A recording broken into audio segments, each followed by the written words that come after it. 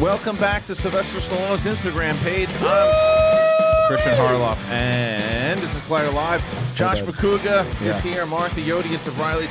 Roxanne Stryer is here. RJ. Looking like she was just saved from a natural disaster. Someone gave her a really cool jacket to In a wear. good way. Yeah. The Codyest of Halls, Cody Hall, Tampa Buck, and Tampa Buck, and Angel fan. He's in the booth. The Tampa Buccaneers Angels. Hey, Alex is not here again. What's happened?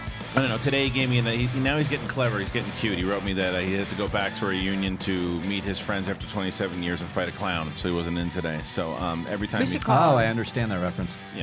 So, but I don't know. He's working. What could you possibly be He's a talking hard worker. about? Look, Collider Live, we got a whole big show today. We do? Yeah, man. Couldn't be. Then who? Well, listen to this. We also, coming in today at 10:30. Sometimes we like to have the people come in at 11:30, but today they're coming in at 10:30 because we're so damn excited to have them. Director Henry Alex Rubin and star Nat Wolff. We talked to Jai Courtney about the film Semper Fi, but now we talked to the director and the other star of the film, Nat Wolff, and we're going to talk about that movie and other things at 10:30, so we will be welcoming our guests at that time. Did you guys realize that he's Alex Wolff's brother? I didn't know that until I was doing research. They look exactly like. Yeah, they're identical. I don't know. You know when you just don't put two and two together? Well, they were in and a then all band of sudden, together. Yeah. The Wolves. Well, now I know. Your hair today is doing amazing things. What's it doing? It looked like you electrocuted or something. Oh, On the top, that's a right? burn. You see, no, but it's not on the top. You see what she put the headphones on. You see the top. Put your head Christian, down. you told me I look like I've been saved from a fire and electrocuted. It's not even 10:05. Well, let's talk about the other thing we made you do right before the break. Yes. So we're sitting here testing the microphones. This is and animal abuse. This is not. And I'm the animal. We actually needed you for this one. This wasn't a joke. The sniffer. so I out do of- see what you're talking about, though. You see what I'm talking about? Yeah. So out of nowhere, McCouga goes, "Something stinks. Something stinks." And I go, What's going on?" He goes, "It smells really like shit. upsetting. It really smells like shit." And then Riley goes, "I kind of smell it." And I said, But "Well, were you lying, Riley? Or No, I did. I did? smelled it when the door closed. Right. Or so then we're like, well, what is that? So then McCouga thought it was the microphone, and then we started all checking our But shoes. you and I didn't smell We it. didn't smell it. So and Roxy smells everything. Roxy usually smells things from like a block away. Yeah, she's the sniffer. So then you do what you would do if you have a sniffer, and we asked her her to to work. sniff the microphone, and she goes, "Are you guys playing a prank on me?" And we said, "No," because we all started thinking something was wrong. So she did. Well, I was thinking I was going to get over there and you guys were going to like rub my face in some poop. Well, we wouldn't do that. What? No. That's first of all, nobody should ever rub anybody's face face in poop. Okay. or like fake poop, like chocolate. Oh, chocolate poop. I don't know. I mean, I just thought that you guys had this whole elaborate plan. But we didn't. It's It true. was legit. So far. So she did. Elaborate plan. We don't even have a pre-production for this show. No, we don't. Well, I don't know. No. Can't be trusted. don't. Can't I be get trusted pranked that way. often. Yeah. But she smelled the mic, smelled people's shoes, everything. Nothing. It was. Down on my knees, smell the ground. Then you Nothing. blamed my face for having shit on it. Well, she was trying to figure it all I wasn't out. going to smell your face, and it's the only other option. Can somebody smell my face? I Smell like, his face. Nah. I don't know how you get. Good. How do you get to somebody's face to smell it? You go sideways? wafting my face. Try No, that. I don't Nothing. smell it. Smells like Manscaped. Thanks, man. Yeah. Great sponsor. Well, Manscaped partner. is a sponsor. Yes, but they're fantastic. they are. And if you did, if you played along, then you won that package, and only one person did. And we're glad that they did. They got the package. They got the manscaping package. Well, more people tried. Well, I know, but I meant one person won. That's what I meant. Yeah. Listen, I was sitting around yesterday, was back in my place doing some work, and Instagram started going crazy. I said, what the fuck did I say about Galaxy's Edge now? Yeah. Right? I didn't know what was happening. I was like, Isn't that the worst feeling when you go to What I check do, something, what I you're do, like, what I I do, said, what did I do no. now? I said, oh man. So I started, and my phone is going crazy. I said, oh my God. I said, I'm going to have to, what is happening? And then I just see tagging upon tagging upon tagging, and I'm like, oh my God. Sylvester Stallone himself posts the clip legend. of the Rambo Last Blood review, and myself and Josh McCouga are featured in said post, and it was really cool to see. It was awesome. Because Epic. it was weird because like all these posts are like just him promoting the movie and Yeah, yeah. him and Was it weird? it was weird. It was weird. I mean, come on. I'm It's trying right. to figure it out. What's the on. deal with putting Harloff on Slide's Instagram post? He was just at home doing work, and then the tags It's came. on the computer. Next thing you know, Tango, not Cash, or whoever, which one? Fucking put him on the thing. I forget who's who in that do. Can movie. we play it? I think, well, it's not, it's just a clip. It's just a clip Yeah, from it's this show. exciting though. He wrote the nicest caption He did. about you. He just said that This guy's got it. This I young understand. man This young man understand. knows what he's talking about. Yeah. And it came to the movie because And he called you guys young, which was the nicest Which is part. the I truth. called him young because mostly Christian's talking in the clip. I thought he was going to do the clip where we start freaking out about the last well, it was 20 right minutes. after. It was right after that. Well, right after that, no, because I watched the clip and it stopped, and I thought this shows you he's a director. Yeah. He stopped it at the end where it says like those people that are giving it the lower screws and are Rambo fans, and that's where it cuts. Right. Because right after that you go, or they're idiots. Yeah. And he didn't put that in there, Yeah, that's which true. which you know, Whoopsie-daisy. yeah. But it was, but anyway, it was But he gave a shout out to Collider Video in general and just said Yeah. it was it was nice to see. And I had that in my head this morning when I woke up, and I was just singing it. And Amanda was like, "What is that?" I was like, "Oh, this guy calls into Collider Live. He like sang this song." She's like, "Is there music to it?" I was like, "No, That not is the really." music. Yeah, she was like, Music "So on he the just- heart. Does he have an accent?" I was like, "We think it's fake, but we can't really tell." Yeah. like it's Collider's got to be excited that they were all over Sly's. yeah. That's Totally. badass. Hell yeah. It was good. And we got an email last week from 200,000 people from the Rambo people that were just like, "Do you guys have a quote you want to do? Because we can't really put your 20-minute ramble." I think in we got a our quote. Did we get a quote? Well, I think The slide. I think the post alone was, Yes. was My that. God. It's really cool to have when you're looking at pictures that come up and it's just like this movie, blah blah blah, Collider, Right. all whatever it is. Critics strive for that. I could die if I never have one. Sure. Now. Sure. We just got to Oh, slice you- the I loan. just Yeah. got because I was just saying on his posts. There's just normally just like him promoting the movie and this Yeah. too, and I look, who's that asshole? And it's just Right. me. Yeah. That was weird. The fact that But good. if we ran Why is into he an asshole? Who? You. Well, is that opposed to? I think we- Well, you get Rocky, figured that out by Rambo, and then the Galaxy's Edge guy. I mean, come on. Oh, okay. I Who's that just asshole? want to like. At this point in my life, I was saying Amanda and I went out to dinner last night, and she was like, "You've had such an amazing day," and I was like, "I know." Sylvester Stallone featured us on his Instagram. She's like, "Do you realize that if you walk down the street, he might recognize you?" And I was like, "Oh fuck!" That just like put a little. Sly's gonna recognize. I know. Imagine- Well, because he probably watched the whole review. Yeah. Because Yeah. you had to piece that out. Well, So What because if he it's cool. saw you in this jacket and saw you on the street and he was like, "Give me your jacket"? Yeah, of course. Rambo. That'd Give be it to him great. right away. Well, yeah, but because you have that thing. Anybody who sees you who watches the show. It's not Gets that that one, though. jacket. Yeah. That jacket. That Well, jacket. this You're jacket. from The- Heroes the Villains. fire safety jacket. HeroesVillains.com live 15. Make us the best ever. Do that, Yes. by the way. Yeah, no. Speaking of which, Are we doing okay? We're doing great. So we have the jacket that Roxy is wearing. We got the hats that myself and Riley are wearing. Word. You got I love this hat. Joshua Word. Schmakugas, This who's is- wearing honestly- that one. That one's really cool. I Okay. want that. I Yeah. think I'm going to steal that from you when you're not looking. That's not allowed. I bet No. they would give you one.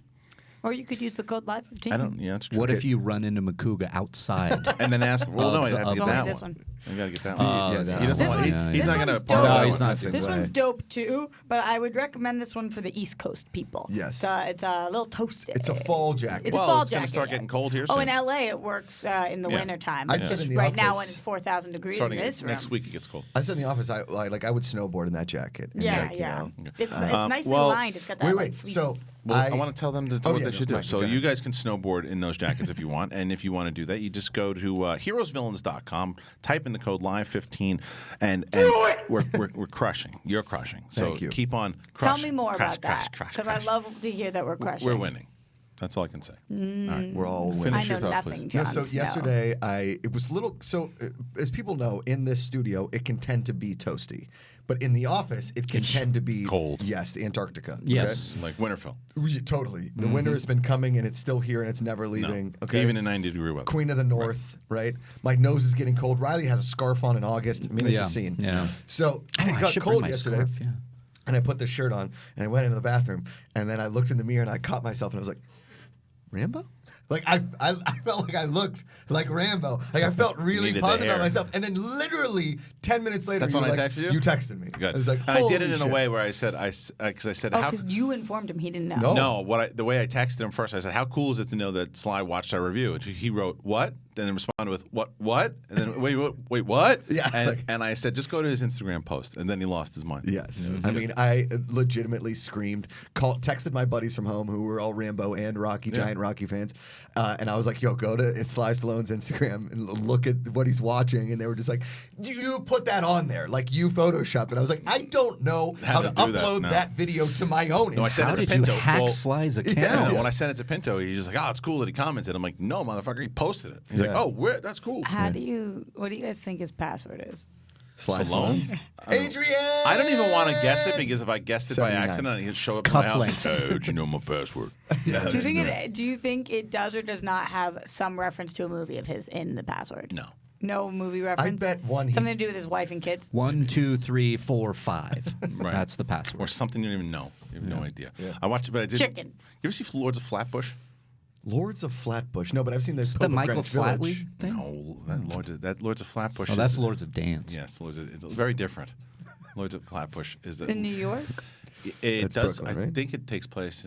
But it's Henry Winkler, Stallone. It's like 1974, way before Really? Rocky. Yeah. I No watched a shit. scene from it.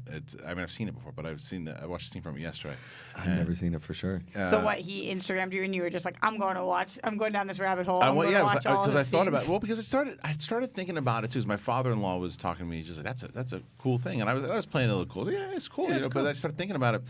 The reason when people ask me why do you like Stallone so much, and it's just not only do I love the Rocky and Rambo movies and a lot of the other stuff that he's done, but he's a really inspiring dude. He really is. And when you think about like recently, I won't go too much into detail, but I had something about a year ago that was happening deal-wise with me. And it was a very nice deal that was on the table, but it wasn't necessarily what I wanted, and it took a lot away from me, from what I had created and things that I wanted to do. But again, very nice deal that you look at for monetary reasons, and you go, oh, yeah, you should take that. But I actually thought of Stallone. And I said, well, Stallone, at the time when he made Rocky, I think they offered him like $200,000, and he didn't have a pot to piss in. This is 1975 or whatever it is, right? That's a lot of money, $200,000. Sold his dog. And he said no. He said, I need to do this. And he did the movie. They made it for $1 million. He didn't even get paid to do it, whatever. And it was the gamble of a lifetime, and it paid off because he knew what he had. And I've always kind of lived by that philosophy from kind of being inspired by him. Like you believe in what you have. And if you do, one way or another will pay off. And that doesn't necessarily mean a particular script or film or a comic book or anything. It's just believe in what you have. It could be your hosting abilities. It could be, it doesn't have to be entertainment. It could be anything, but just believe in what you have. And if you do, others will believe in it if you can bring it to fruition. Well, look what Phoebe Waller-Bridge posted on her, I think it was on her Twitter or Instagram, I don't know what it is. It just said F the haters, because when she did Fleabag for the first time on stage at the Edinburgh Fringe Festival in 2013, she got panned, destroyed, and then she posted a picture of her with all the Emmys that she won on Sunday night. And it was like, F the haters, follow your dream, whatever. Same thing with Tyler Nelson and Mike Schwartz, who came in here and told us that they were offered an arm and a leg, so much money to make their movie if they wouldn't cast somebody with Down syndrome in it. Right. Yeah. And they were like, no. No, they had to do it because they knew because you know what you want, and it's the same thing. I mean, it's not even to the same extent, but so many times people have told me notes on the Schmodown. Oh, it's. I remember somebody in the space going, "It's not going to work past like 6-7 months. Change it up, do this, do that," and no one's going to respond to the wrestling thing. And I went the opposite of that because I want despite that particular comment, because it was like, no, you're wrong. You had a I know vision. we had. So, but either way, that's like just believe in what you have, and I think that's what he did. So that's kind of why it meant a lot. Also, besides the fact that we were geeked out about the movie. Totally. All right, other things I wanted to talk about here, because we have our guests coming in, and we'll get our interview. And then we have our main topic. I think we'll talk about it like 11. But there's the trailer that dropped already. The Breaking Bad trailer, the full trailer dropped today, right? Was it today? That was a full one, yeah. Didn't see it?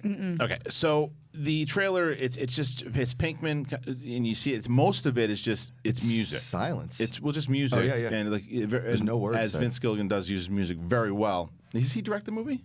Yeah. He does. Okay, you could tell because it's like the way Looks that like it. Breaking Bad. Yeah.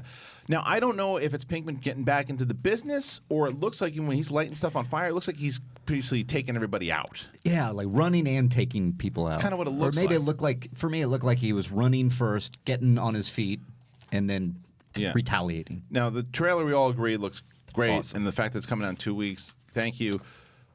But the main question here is the voice at the end. Are you ready? Sounds to me like Walter White. It does. Yeah. Sounds to me like Walter White, where he says that he basically, Pinkman is staring rocks across the hall at somebody, and you hear, "Are you ready?" And they both have like their hands on a gun. Yeah. Like it's this duel, like an old-fashioned Western shootout. And Riley and I both are in agreement that think it is, but it's like a vision, and Walter White's basically talking to him Yeah. the whole movie. Yeah. Right?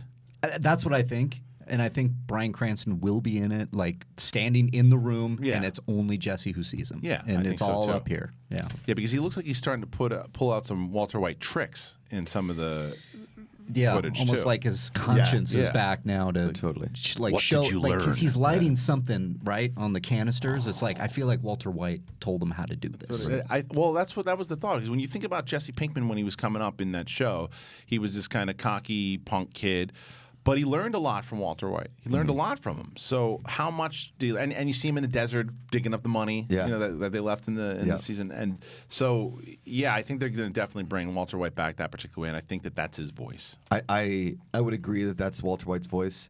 I think it would be, like we said it yesterday, but I think it would be silly to actually bring him back. No. But him as this In his head. mentor. And I think, like I said on Rumor Mill last week, I think that leads us into the Pinkman series. Because Better Call Saul's doing so well.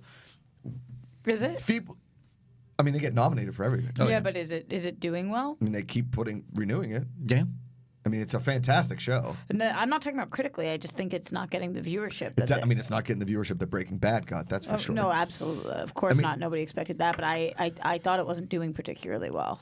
I mean, viewership wise. Nobody is saying, like, I mean, I don't know the numbers. I really don't. But they keep renewing it, so AMC just likes the show, and they keep getting nominated for it. And it's Yeah. great, and it's great. I think personally that, and what we talked about before was it says El Camino, a Breaking Bad movie, Right. Which is genius because Well, it's common sense. Totally. Because we've talked about in this show many times that a lot of these franchises and places puts a title. Bumblebee. Bumblebee. Yes. What is Bumblebee? If you don't know, it should be Bumblebee, a Transformers movie. It's the same way. If you just put El Camino.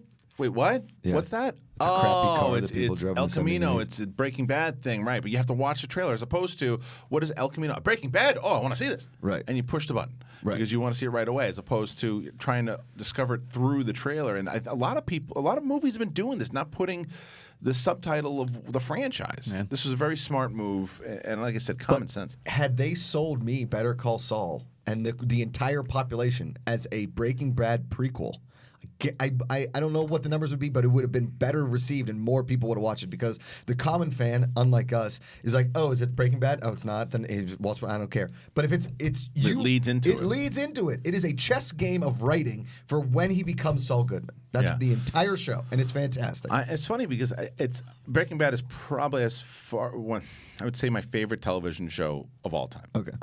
Because It's your number one. yeah, I think Yeah. because consistently it's the Wow. best writing on television that I've ever seen. wouldn't take that Consistently, away from you. Wow. all the Yeah, seasons. yeah. Like Sopranos to me is in there, but it drops after a few seasons. The Wire is very close, but Breaking Bad is my favorite series of all time just because it just.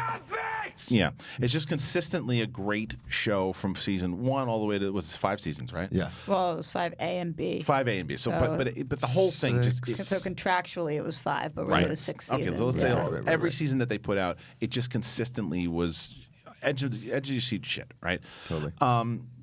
So to see where they become, I kind of lost my train of thought at the beginning of the joke. It was like, You were talking Favorite about show all time. Sopranos. yeah, consistent writing. it was consistent. Yeah, Why you don't watch Better Call Saul? Oh, thank you. There you go. Better Call Saul. done, And Rex. I loved that show, Breaking Bad, so much that I thought that, okay, I'm going to lock in. I'm not going to miss an episode of the show. And I watched the first 2 episodes. Loved it. Never went back. Don't know why. I watched the first 2 seasons, or first Okay. season and a half. And then- loved and it. then bailed? And just, Yeah, what is that? I don't know. It's not that all I'm bored with this. And it's I just never never went bail back. on TV. I just was kind of like, Yeah. Cool. I did the same. I got 5 episodes in, I think, and then just fell off. I don't know why. Right. It's weird. But I will It's a say, good show. I did the same thing for Breaking Bad. Oh. So I watched. Have you never seen the whole? You've seen the whole thing? No, of course I've seen the whole thing. But when Sorry for Breaking Bad, insulting you. it's very insulting. I host a show called TV Talk. Yeah, Okay, yeah. I've seen Breaking Bad. Nailed it. I watched it live when Breaking Bad came on. I watched the first 6 episodes. Oh. That's my Roxy test, and then I was like, You 6 episodes? I 6. give 3. I know you do. Yeah. I watched 6, and I was like, eh. And I stopped watching. Wow. Wow. And then it wasn't until the Wow. end of season 2, everybody was like, you got to watch this again. So when season 3 started, I binged season 1, 2, and 3. And I was like, oh, yeah, I really love this show. But when it first came on, I was like, But I will put it similarly to what happened with me and this show, The Deuce, on HBO, which is in its final season. Is like I watched the first season, and then 2 episodes into the second season, like I just fell off. Right, it was sitting on my DVR, and then I got back to it. Same thing. This Breaking Bad, I didn't start watching until middle of season 2, so I had to go back and binge 1 through 2, and then was it. Better Call Saul. Sometimes I will let 3 or 4 episodes go by and then binge 4 in all, a row. but you have to watch But you it. what they've done with that show as like a precursor to Breaking Bad, and also creating its own identity around his name his actual name is not Saul Goodman, it's Jimmy McGill. Right. And it is like, again, it's writing chess, because they obviously introduced Gus Fring. He's in the show now. They've introduced. We haven't seen. Yeah, Mike was in it from day one. We got comments yesterday that Linda character has been in all of season 4. Oh. Lydia. Lydia, yeah, sorry. On the YouTube comments. Oh, I was thinking of Pinkman's girlfriend that he poisons with the rice. Lydia. Oh, Lydia, the Which girl one's from Lydia? the German I can't thing. think of who Lydia, that is. can you bring up Lydia Breaking Bad? She's the one at the very end when he calls her in the finale, and he says, Who calls? Walter White calls. Oh, she calls him, and then remember, And then he poisons her with the Stevie. Yeah, the crazy asshole yeah, was yeah, Yeah, I'm telling you, she looks exactly Blow my like my mind. ex. It's crazy. Yeah. And I told her, I said, no, I don't. So she is in season 4? She is. Yes, I'm an idiot. I totally no forgot worries. who Lydia was. I was Me too. missed it. It's been a But while. yes, but this whole season, the season 4 is them building the underground meth lab. It's awesome. It's like incredible how they're doing Don't it. spoil it, man. I'm not, but it's like you just did. what? You just told me they're building it. You know it's going to get built. You've seen Breaking Well, Bad. eventually. But I didn't know it in the show. All right, social justice warrior, take it easy. That correlates. These are mine. Keep your hands to sorry. yourself. Well, there went your notes. And I'll get another one. Yes, you are. All right. Well, the Breaking Bad trailer is coming out. Well, no, it just came out, so go fucking watch it. I will. Thank you. All right. What's next on the agenda? What is the next story on the agenda? Thank you. So we have an update on Indiana Jones 5. Oh, and it's not good. No. It's not good. Harrison Ford killed a guy. No. Yeah, he landed a on the plane on the lam. freeway. Rumor mill? So originally, there was a few writers. John Kasdan came in, who also wrote Solo. He came in to do some polishes, pen the script. Actually, was hired to pen the script. Well, now David Koepp is back. He wrote Kingdom of the Crystal Skull, but he also wrote Jurassic Park. And he's worked with Spielberg for a while. Right. But he said, Didn't Koepp write Bull Durham, or is that Ron that might be. Shelton? That's Ron Shelton. Yeah. Yeah, Finish your that's good. thought. We gotta get to our I'm guest. working on it again, Koepp said to Den of Geek in an interview. We're still trying, and I think we've got a good idea this time. We'll see. That's I'm adding a little bit of something to it You're adding because some I don't sass- I sassy don't really fries. To yeah. quote Zach Galifianakis in Between Two Ferns, way to sell it. Yeah. Did you start Yeah. watching the movie? I told you I watched the Oh, movie. you watched the movie. Yeah, All yeah. right, my bad. But no. Listen, it's this is not good, and not just because it's Crystal Skull. Because I don't, to be honest with you on that one, even though we're going to talk about maybe on the being on his side a little bit more a little later. But George Lucas is to blame for Crystal Skull. Let's call it what it is. He was because we had Darabont. Spade. Well, Darabont had a phenomenal script. That script is I don't know why Spielberg they didn't go loved. there. Well, I'm about to tell you. Spielberg loved it. Harrison Ford loved it. It's George something Lucas hated it. Said no, we're not doing this one. And George. and that was it. And it never happened. And they went with this. Have and you read the Darabont script? Has anybody read the Yeah, Darabont script? I read it's it. I out there. have it Yeah, somewhere. It's great. It's I great. wanna read Somewhere. Yeah. But anyway, so I don't know. I'm not going to blame Koepp because, like you said, he wrote Jurassic Park. There's other things too. I think that if him and Spielberg have a good take, it's the follow up of the. Yeah, I think we got something. We'll see. Unless he's being coy. And not coy Jandra. just coy. We nailed that. Yeah. Failure Nailed it. is an orphan. What do you think about this, Roxy Stryer? Roxanne? You've been quite quiet today. Is it because Yeah, you're we very forced you to quiet. smell Yeah, it? what's going on? have? What is Yeah. that? Why did you be so quiet today? Well, I didn't watch the trailer you guys were talking about. That was a long time ago. Yeah. was a while We only ago. talked about It it was for the 10 most minutes. Yeah, that's recent That was probably conversation about we had. 15 minutes ago. We've only been on it was for 20 6 minutes. hours I've ago. been up about 25. Well, we have a guest today. I'm really excited for. Okay. So you're saving, your energy, yourself? Yeah, you guys take a lot of my energy. I'm saving myself for interview. I'm saving myself for that. Yeah, I'm also saving myself till marriage, not by choice. It's just the way that my life is working these Oh, days. Wow. Okay. Born again. By I am born again on accident. a forced choice, if you will. It was a forced choice. Well Okay. done. All right, we're gonna go back into this shit later. But at 11:30, nothing happens at 11:30. At 10:30, at 10:30, which is coming up right around the pike here, we are going to have director Henry Alex Rubin and star Nat Wolff promoting Semper Fi, ladies and gentlemen. It's in theaters on demand October 4th. That's of this year of 2019. But we're going to talk to them right after the break, so stay tuned.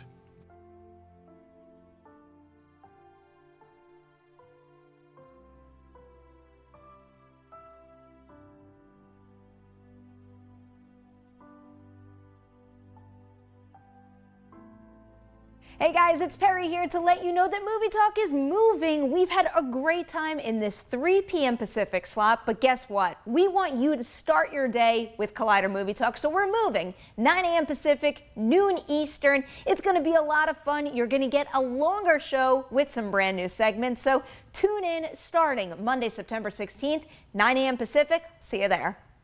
Hey everyone, John Roca here, the host of Collider Sports Time. Well, you know, if you've been watching us every week, you know we break down the latest and the greatest in the world of sports, talk about the big issues, the big games, all of it with a rotating band of guests like Matt Nose and Josh McCouga. We've had Taylor Bisciotti on. We've had so many great guests. Now, if you want to see more of Sports Time or you want to try it out for the first time, remember to subscribe to Collider Sports YouTube channel for all the sports goodness.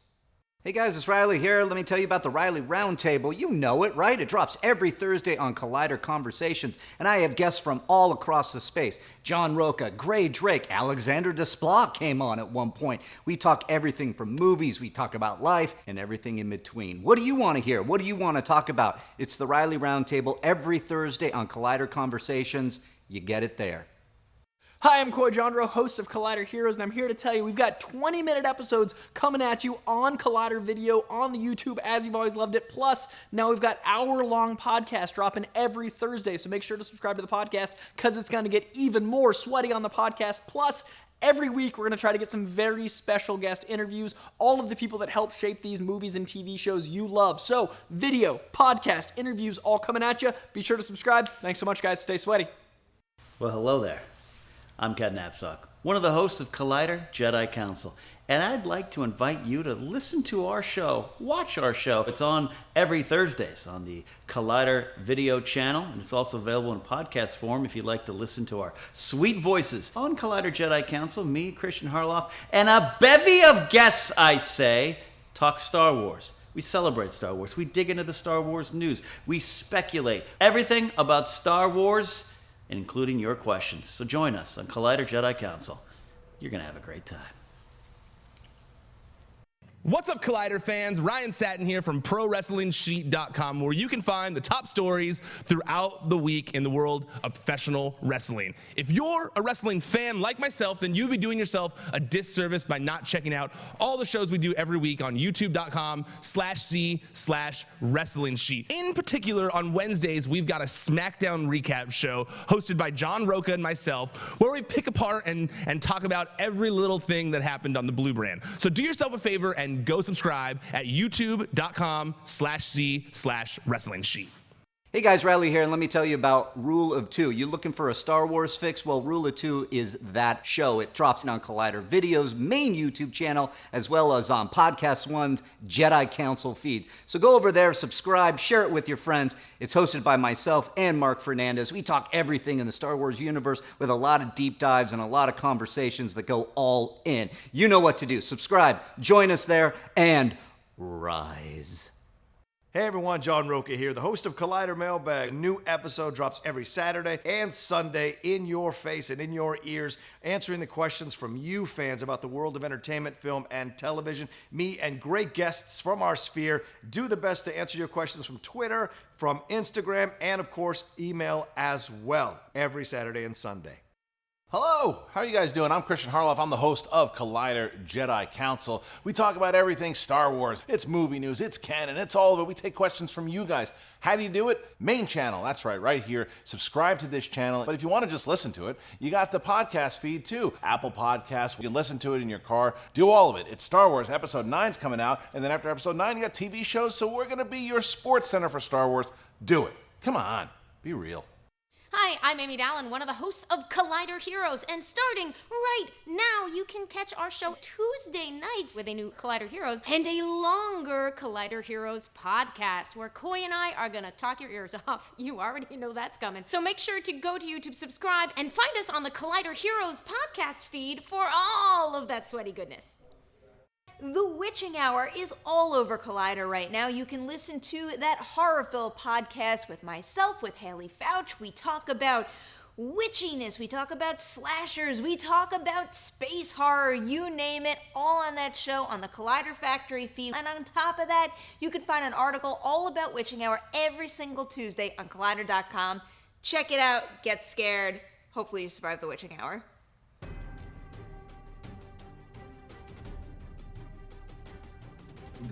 Ladies and gentlemen, we're back here on Collider Live, and joining us in studio now. Last week, we had the pleasure of talking to Jai Courtney about Semper Fi, and today we are joined by the director of said film, Henry Alex Rubin, and star Nat Wolff joining us. Guys, thanks for joining us. Right on, man. Good to have you, man. So it was funny, we were just talking about, we were geeking out the fact that Sylvester Stallone put us on his Instagram. You said that something kind of similar happened to you, not Stallone, but...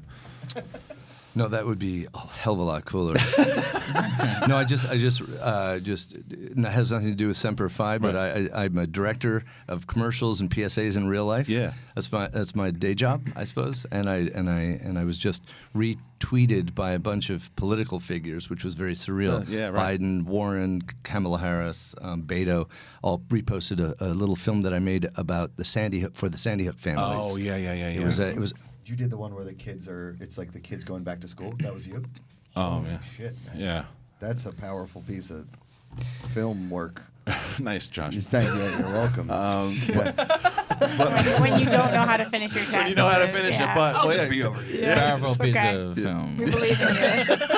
Just such a work film. The good news is I can't tell what's more red, the chair or you. Yeah. Well, we do have today, we have the Is that director. good news? Yeah, we have the director here, Henry Alex Rubin, and Nat Wolff. Let's talk about this movie, man, because you talk about powerful, and it's what I was thinking about, too. There's the movie Stuck in Love. Mm-hmm. Loved that film, and it was I think very underrated, to be honest with you. And you crushed it in that movie. But it was obviously there's a lot of different characters that you've played in your career already. This is very different from a role like that, because you kind of dude gets himself in trouble, and because of Jai Courtney playing your brother in this particular role, hearing his perspective on it. Tell me about this particular role. Why you decided you wanted to tackle this? I mean, I think from the moment I read the script, I was in love with the character, and then I pursued the role, and I'd been a huge fan of Henry's from Disconnect, which I actually auditioned for when I was I think 17 or 18, and he told me I was too old. But better than not good enough. Yeah. that was the nice way of saying not good enough. But then I got better, and so he cast me in a second movie.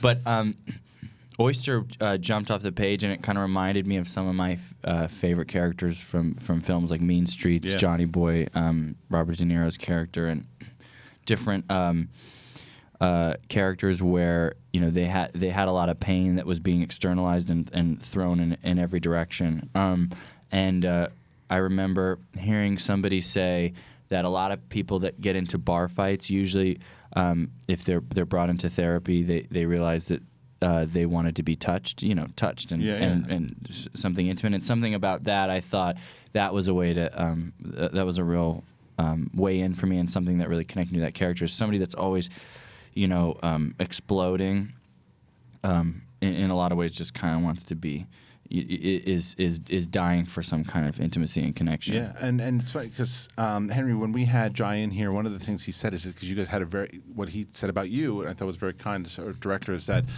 he would have suggestions and he'd have things, and even if you guys would have a good kind of rapport back and forth, but he trusted you because he knew the story you wanted to tell, and you got to be a leader, obviously, when you're a director, but straightforward, and you're working with some big personalities here, especially in this type of setting.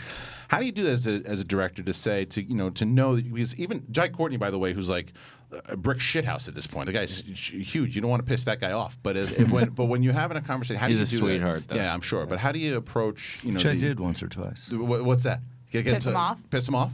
For sure. Yeah. What happened? But does that work for the character? Tell us. What happened? Yeah. Well, I kept telling him to close his eyes in relief. In one scene when he was driving, there was a camera in front of his car, and he was like, "Mate, I'm going to crash into the camera." That was a terrible imitation thing. Nailed it. No, that's pretty good. We got it. But Rise of Bloods. But Jai's a sweetheart who's actually incredibly huge range and incredibly brilliant actor, and I was excited to give him a character that had a big range, because as an actor you don't always get to have a character that has a lot of range. Usually you're just in a small box in a movie. So both of these guys had a big range, and they play each other's brothers or stepbrothers. But the question you asked earlier, just to say this about directing, it's like such it's a funny thing for me. I don't come to directing in the same way. I didn't go to film school. I started out making documentaries, and in documentaries things are always in the way, and you're always rolling. You don't learn to say cut. You start rolling, and you don't even say rolling. You just start rolling. Right. And there's always things in the way. There's always obstacles. The sound is always bad. You can't see people's faces because the light's not on their face. So you're always moving. You're always using a long lens zoom. And the result, though, are these little pieces of film. Some of them are unusable. Some of them are usable. But they feel real because they are real. And then so making a fiction movie, because I came from documentaries, I would always try to apply those same rules. Can we make something that feels captured? Can we let these guys talk over each other? Can we let them improvise a little bit? Can we have them make it real so that it doesn't feel like shot, reverse shot, dialogue, Hollywood movie? I just wanted to feel as real as a documentary, if possible. Yeah. And that the people that I really admire are people like Ken Loach or Robert Altman or John Cassavetes, who managed to really give a lot of freedom to his actors. So even though we have a very sort of action thrillery movie, if you watch it, it feels more like a 70s movie in the sense it's raw. It's raw. Yeah. Thank you. Yeah. I also love that it didn't hit us over the head with things. You left some things up to our interpretation. We do get some backstory on your character, but we're not spoon-fed exactly what happened to you. Did you guys have more conversations on set about the specifics, and then you kind of just display that in your emotion, even though it's not in the dialogue? Yeah, I think a lot of my favorite films don't spoon-feed you the the kind of easy psychology of this happened to this character and that's why they act a certain way. I think with people, we're so vast and complex. It's like it would take so many years of therapy to even start to understand what's going on with or for me, what's going on with me, and then to understand a character. Like with what Henry was saying about setting up an environment where you feel free and loose. And the line gets blurred between off camera and on camera. He didn't have a bunch of set shots that you had to act in his frame. He was following you, so he kind of let us be loose in that environment. And that it takes a lot of the work out as an actor. So you do get to focus on things like the backstory and focus on things that are emotional and creative, as opposed to spending your time technically trying to satisfy a shot or a director. You had a smaller budget on the movie, so you didn't have because Jai was telling us you didn't have a ton of time for five guys that were Marines together, right? And when you're in the military and you spend all that time war buddies, whatever kind of a thing. The brothership that you guys had to form in that situation, what did Henry do for you, or what did you guys do together that maybe took that besides getting drunk at awesome local bars? Jai said he went out and got shithoused one time. Yeah. One time. Interesting. We'll stick with that story. Yeah, maybe he might have said more. Speaking to him, a guy likes to smash down some pints. So. No, every weekend these guys were out in the bars, and I would leave sooner than they did. Right. But it was a bar called Mimi's. I couldn't really keep up either. I think Henry and I are probably the lightweights of the group. For sure. But I went out with them one time, and then Jai came in my room at I went home at 2 in the morning or something. Jai came in my room at 7 in the morning playing Elliott Smith songs on my acoustic guitar. I'm like, how did you get my guitar? How did you get in my room? And why are you still awake? Yeah. Well, it's funny because I didn't know. I obviously knew that you've been playing music, your dad and everything too. But I didn't know that Jai was a musician until that interview last time too. So is that another way that you guys bonded a little bit more? Totally. Yeah, we had a lot of the same music taste. I didn't know he was a musician either. But he's a real sensitive artist in that beautiful body. Why do you say he's a sensitive artist? Because he is. He's just a sensitive. I mean, he's a sensitive guy. And I tend to get along better with more sensitive people. So you guys were in Mimi's, which is a local place in Louisiana, right? So were a lot of the locals kind of.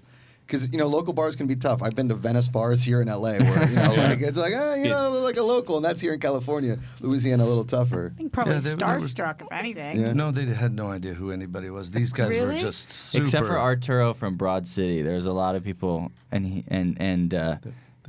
would be like, and he would always say he could go. He said.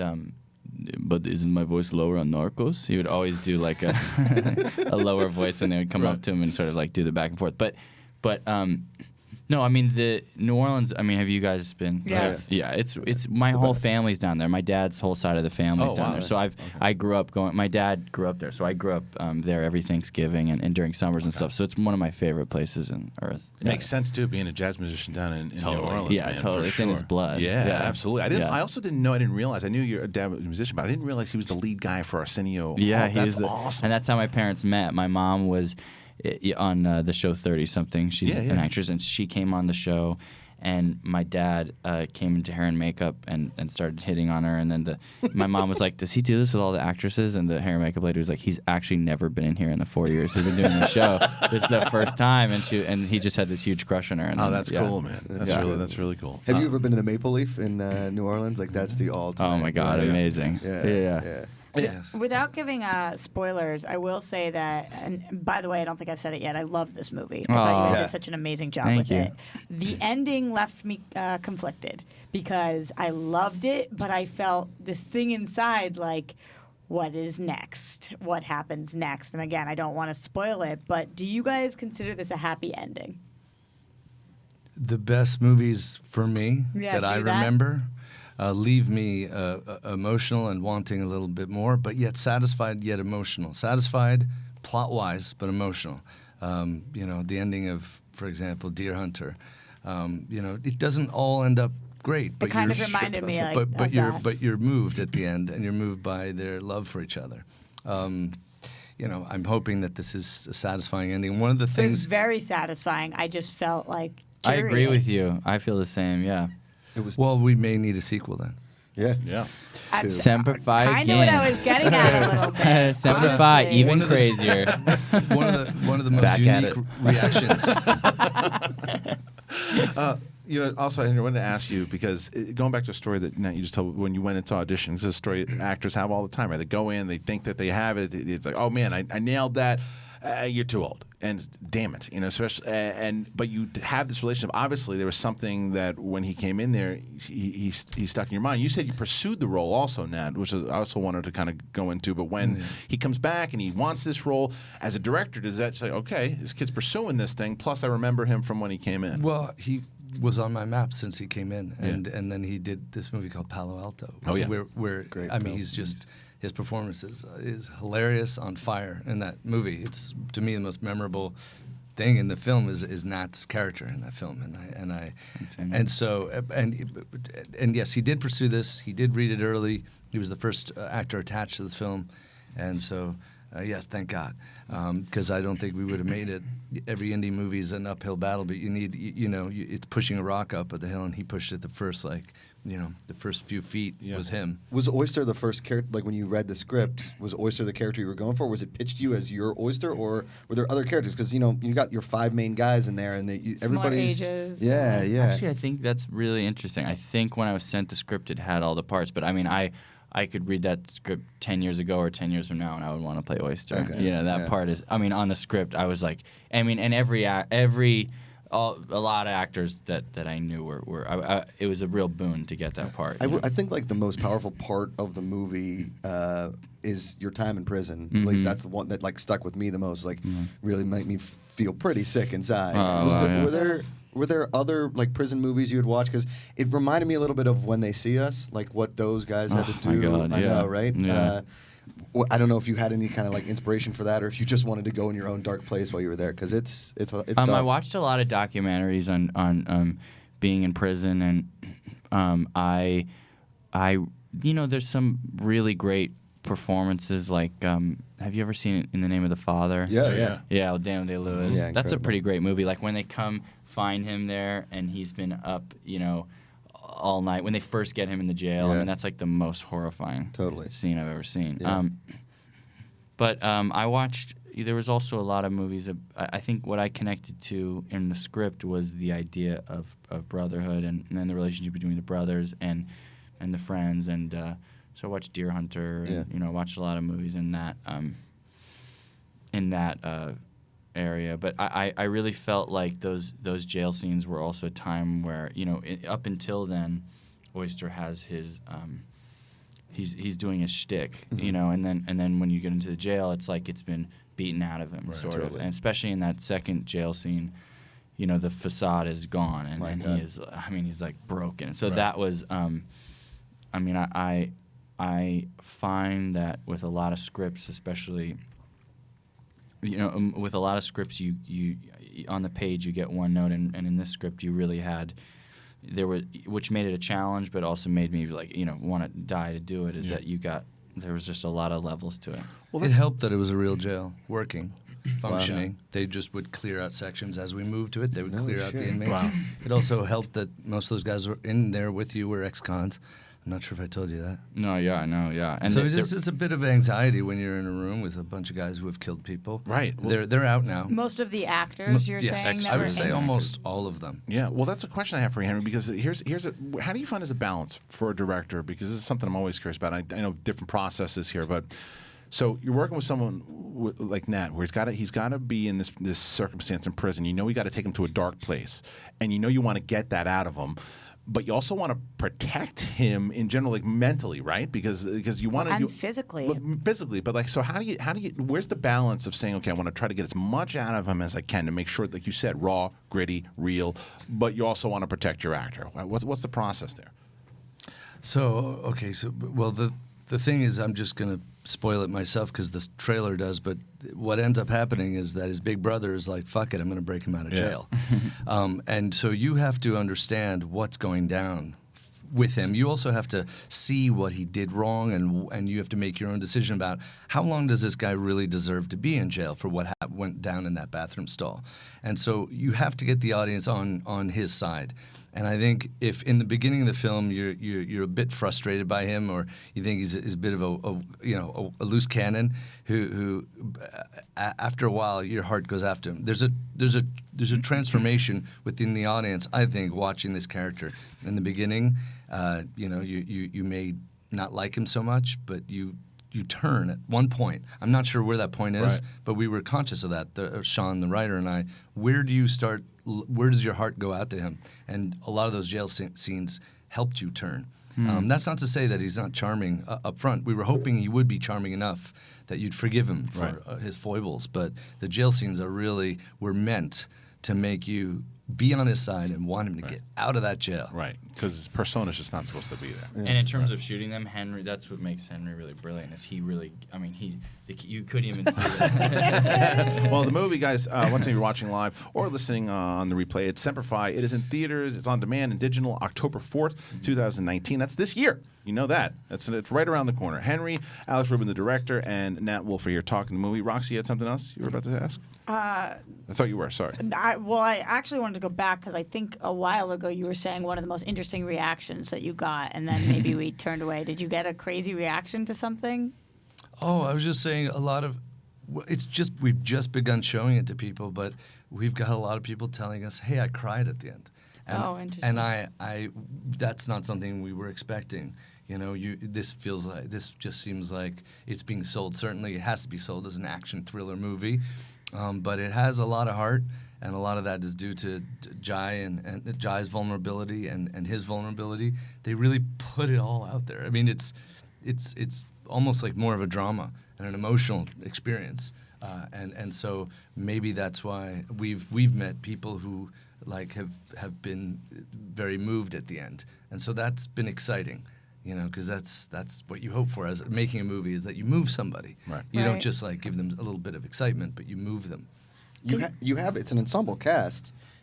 Each person kind of has their own storyline, which I think is really tough in a script like this, because your main story is getting you out of jail, right? Whereas every person has their own like kind of inner demons, and I think, at least when I got emotional, I'm not going to spoil anything, is how each person reacted to the situation. Me too. At the end, right? It was impressive. It was really cool. Going back to the ensemble for a second, an actress I've been a huge fan of for a really long time, who I don't feel like has even shown us a quarter of what she can do yet, is Leighton Meester, and I thought she was incredible in this. Can you talk about working with her and her casting process? I know she was in the like YA scene for so long that doing something like this, I feel like, is exactly where her career should be going. Yeah, she's brilliant, and like you said, underappreciated actress. And I was very interested in her. It was actually Corinna Miller, our producer, who was a fan of hers. So was Sarah Mitchler, our co-producer, had seen that show Gossip Girl, and they were both like, "What about Leighton Meester?" And I had to be educated about her, and I saw a few things she was in. I saw this movie called Country Strong, which is one of Sarah's favorite movies. It's a country movie. Oh yeah, I know Country Strong. We know Country Strong. Sarah is also Henry's love. Love of my life. Yeah. So when the love of your life tells you to look at something, you're like, okay. So I don't like country music necessarily. I don't dislike it, but I watched this movie to watch her, and I saw a whole different side of her in that movie than from Gossip Girl. And then she was kind enough and humble enough to come in and audition, which, you know, you don't necessarily need to do that if you're Leighton Meester, but she's incredibly humble. She came in and she just crushed the audition, and after that it was a no-brainer. She had to be in this, and we moved things around to make sure it was her. And then also she had a lot of chemistry with Finn Wittrock, who's in this film, and Another superstar, and Finn, who is also just a natural. He has a whole subplot in this film, which was inspired by when I was making a long time ago, when I was making a documentary called Murder Ball. We went to Walter Reed, and we met a lot of returning war vets, and some of them had lost limbs, some of them had had traumatic brain injuries, and there was a whole storyline in Semper Fi that comes right out of the truth of some of those interviews from back then. You got nominated for an Oscar for Murder Ball, didn't you? Yes, I lost to a movie about penguins. Bastards. It sucks to lose. It sucks to lose to penguins. You know, one other thing before we let you guys go, Henry. You know, you had mentioned a lot of both guys mentioned whether it was Deer Hunter or I think you guys Mean Streets and bringing up Scorsese. One of the things that Scorsese does a lot, whether it's working with De Niro or DiCaprio, as you move forward in your directing career, is that something that you want to do to where you want to have a lot of the actors that you like to use again and again and again, or is it sometimes where you like to find new pieces, or a little bit of mixture of both? Yes, if only I could just do that. Which one?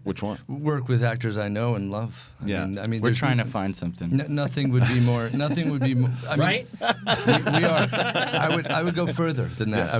I would take this as a jumping point. This movie is about brotherhood. Yeah. It's about loyalty. Yeah. The movie is called Semper Fi, which means Semper Fidelis, which means always faithful. Right? You guys all know that's the motto for the U.S. Marines. In life, it's very rare to find a friend who is always faithful to you. Most people talk shit. Most people backstab. Most people, change like the wind. Even sometimes people you've known a decade or more. So to have that kind of like that kind of bond, that kind of love, that kind of selflessness. Yeah. That's what this movie is about. That's why Sean and I, the co-writer that's made this movie, we wanted to celebrate that kind of friendship. Right. You know, the people who play on sports teams or go off to war and brave bullets together. That's rare to see in like this day and age. Everything's so like cutthroat and backstabby. You almost kind of feel jealous of their friendship. Like when I'm watching, I'm like, damn it. But yeah, no, but I want friends like that. I want to go back to that though, because I happen to agree with you. I think you're 100% right. And even though the movie, where Benedict Cumberbatch was playing Julian Assange, and he says inside of it, he says that people are loyal until it's opportunistic not to be. You've literally had this conversation with me so many times. Like he just took the words from your mouth. Yeah, and no, said when he it out said that, loud. but you're Yeah. right though. But there are certain people, and I have said this to you also, that when you know that people are loyal, and plus it helps you creatively, right? To know that because you've now worked with Nat, and it's like, wait a minute, I know that I can rely on him to do this, and creatively now I know that I know that what he can do. I know what he's going to do for my project. I know what he can do with the conversation I have, and I know he's a good dude. So I think that Adam Sandler's done that through his career. Whatever you think about his movies, he's kept people around him that he trusts and Kevin Smith. that he loves. And I think that is a lot of times it's probably good for the creative process. It's incredibly good for the soul too, Yeah. because life is tough to live, whether you're well off or not.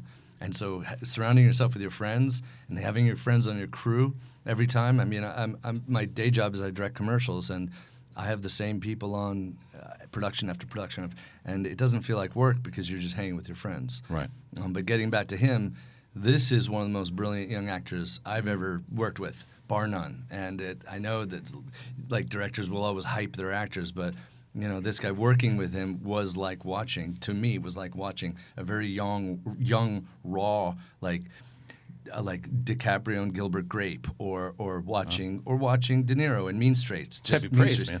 Just like the guy's like vibrating. He's just electric. You can't, when he comes in, you can't stop looking at him. And that's exciting. So you always know he's going to uplift something. There's one clip that I don't think we're allowed to show because it's so laden with curses, but it's when he and his brother meet in jail, and there's oceans of resentment, and they just go at it. And most of it was improvised. Like you were asking, did they get into their characters? Did they learn who their characters were, have a backstory? Very much so. So much that they could throw shit at each other, insults, and cut each other down with things that Sean and I didn't even write. And that scene's precious. Yeah. Well, does some of that stuff come out of the bars when you guys are out of the bars? And I'm serious, because of the drinking. And I also wonder if you get out of there, that because of what the characters are, I'd be nervous as director. These guys are so into it, they're going to wind up beating people up at the bar when I leave. But do you kind of come up with those conversations at the bar? Well, I mean, I know that I'm someone, and I think these characters are similar to me in the way that it's really hard if I don't care about you to aggravate me or to really upset me. But if I trust, it's the same thing. If I trust somebody or love somebody, it's the emotional stakes are heightened, tenfold. And I think when it comes to brothers, that relationship, and I obviously, have a really intense, beautiful relationship with my brother, but that has gone through its, has been complicated and what you realize is when you truly love somebody and truly care about them, you also have such an ability to hurt them. You know, and I felt like the guilt and the shame and the blame that were in those jail scenes it was an uncomfortable. There were uncomfortable feelings to dredge up. But at the same time, it was actually kind of cathartic, which I don't feel in every film. But this movie was a little bit like it felt, and there was a lot of the character was kind of some of my shadow side. It's a side that I keep hidden because it's not socially acceptable, and I have to be the Nat that that we all do. But there's always that kind of. Like you were saying, that one scene of that primal animal in me, and so there's a scene where he gets arrested where I just asked him to become a primal, and he does it, and it's very touching to watch because you see a lot of people getting arrested in movies and TV, but I've never seen this kind of pain, that howling wolf-like howling pain that comes out when you're probably going to go away for a long time. But it was a great direction because and in a certain way, then I leave the movie lighter and more open. Yeah. Well, guys, thank you. Once again, we could talk to you for another hour, which we could. The movie Semper Fi, it's in theaters and on demand and digital October 4th. Make sure you check that movie out. Henry Alex Rubin and Nat Wolff, guys, thank you for joining us today. Really appreciate it. Thank you very much. Thank you. Thank you. All right, guys. We will be back after the break. Got a lot more to talk about. And what the hell's going on with Bob Iger and George Lucas? We'll talk about it after the break.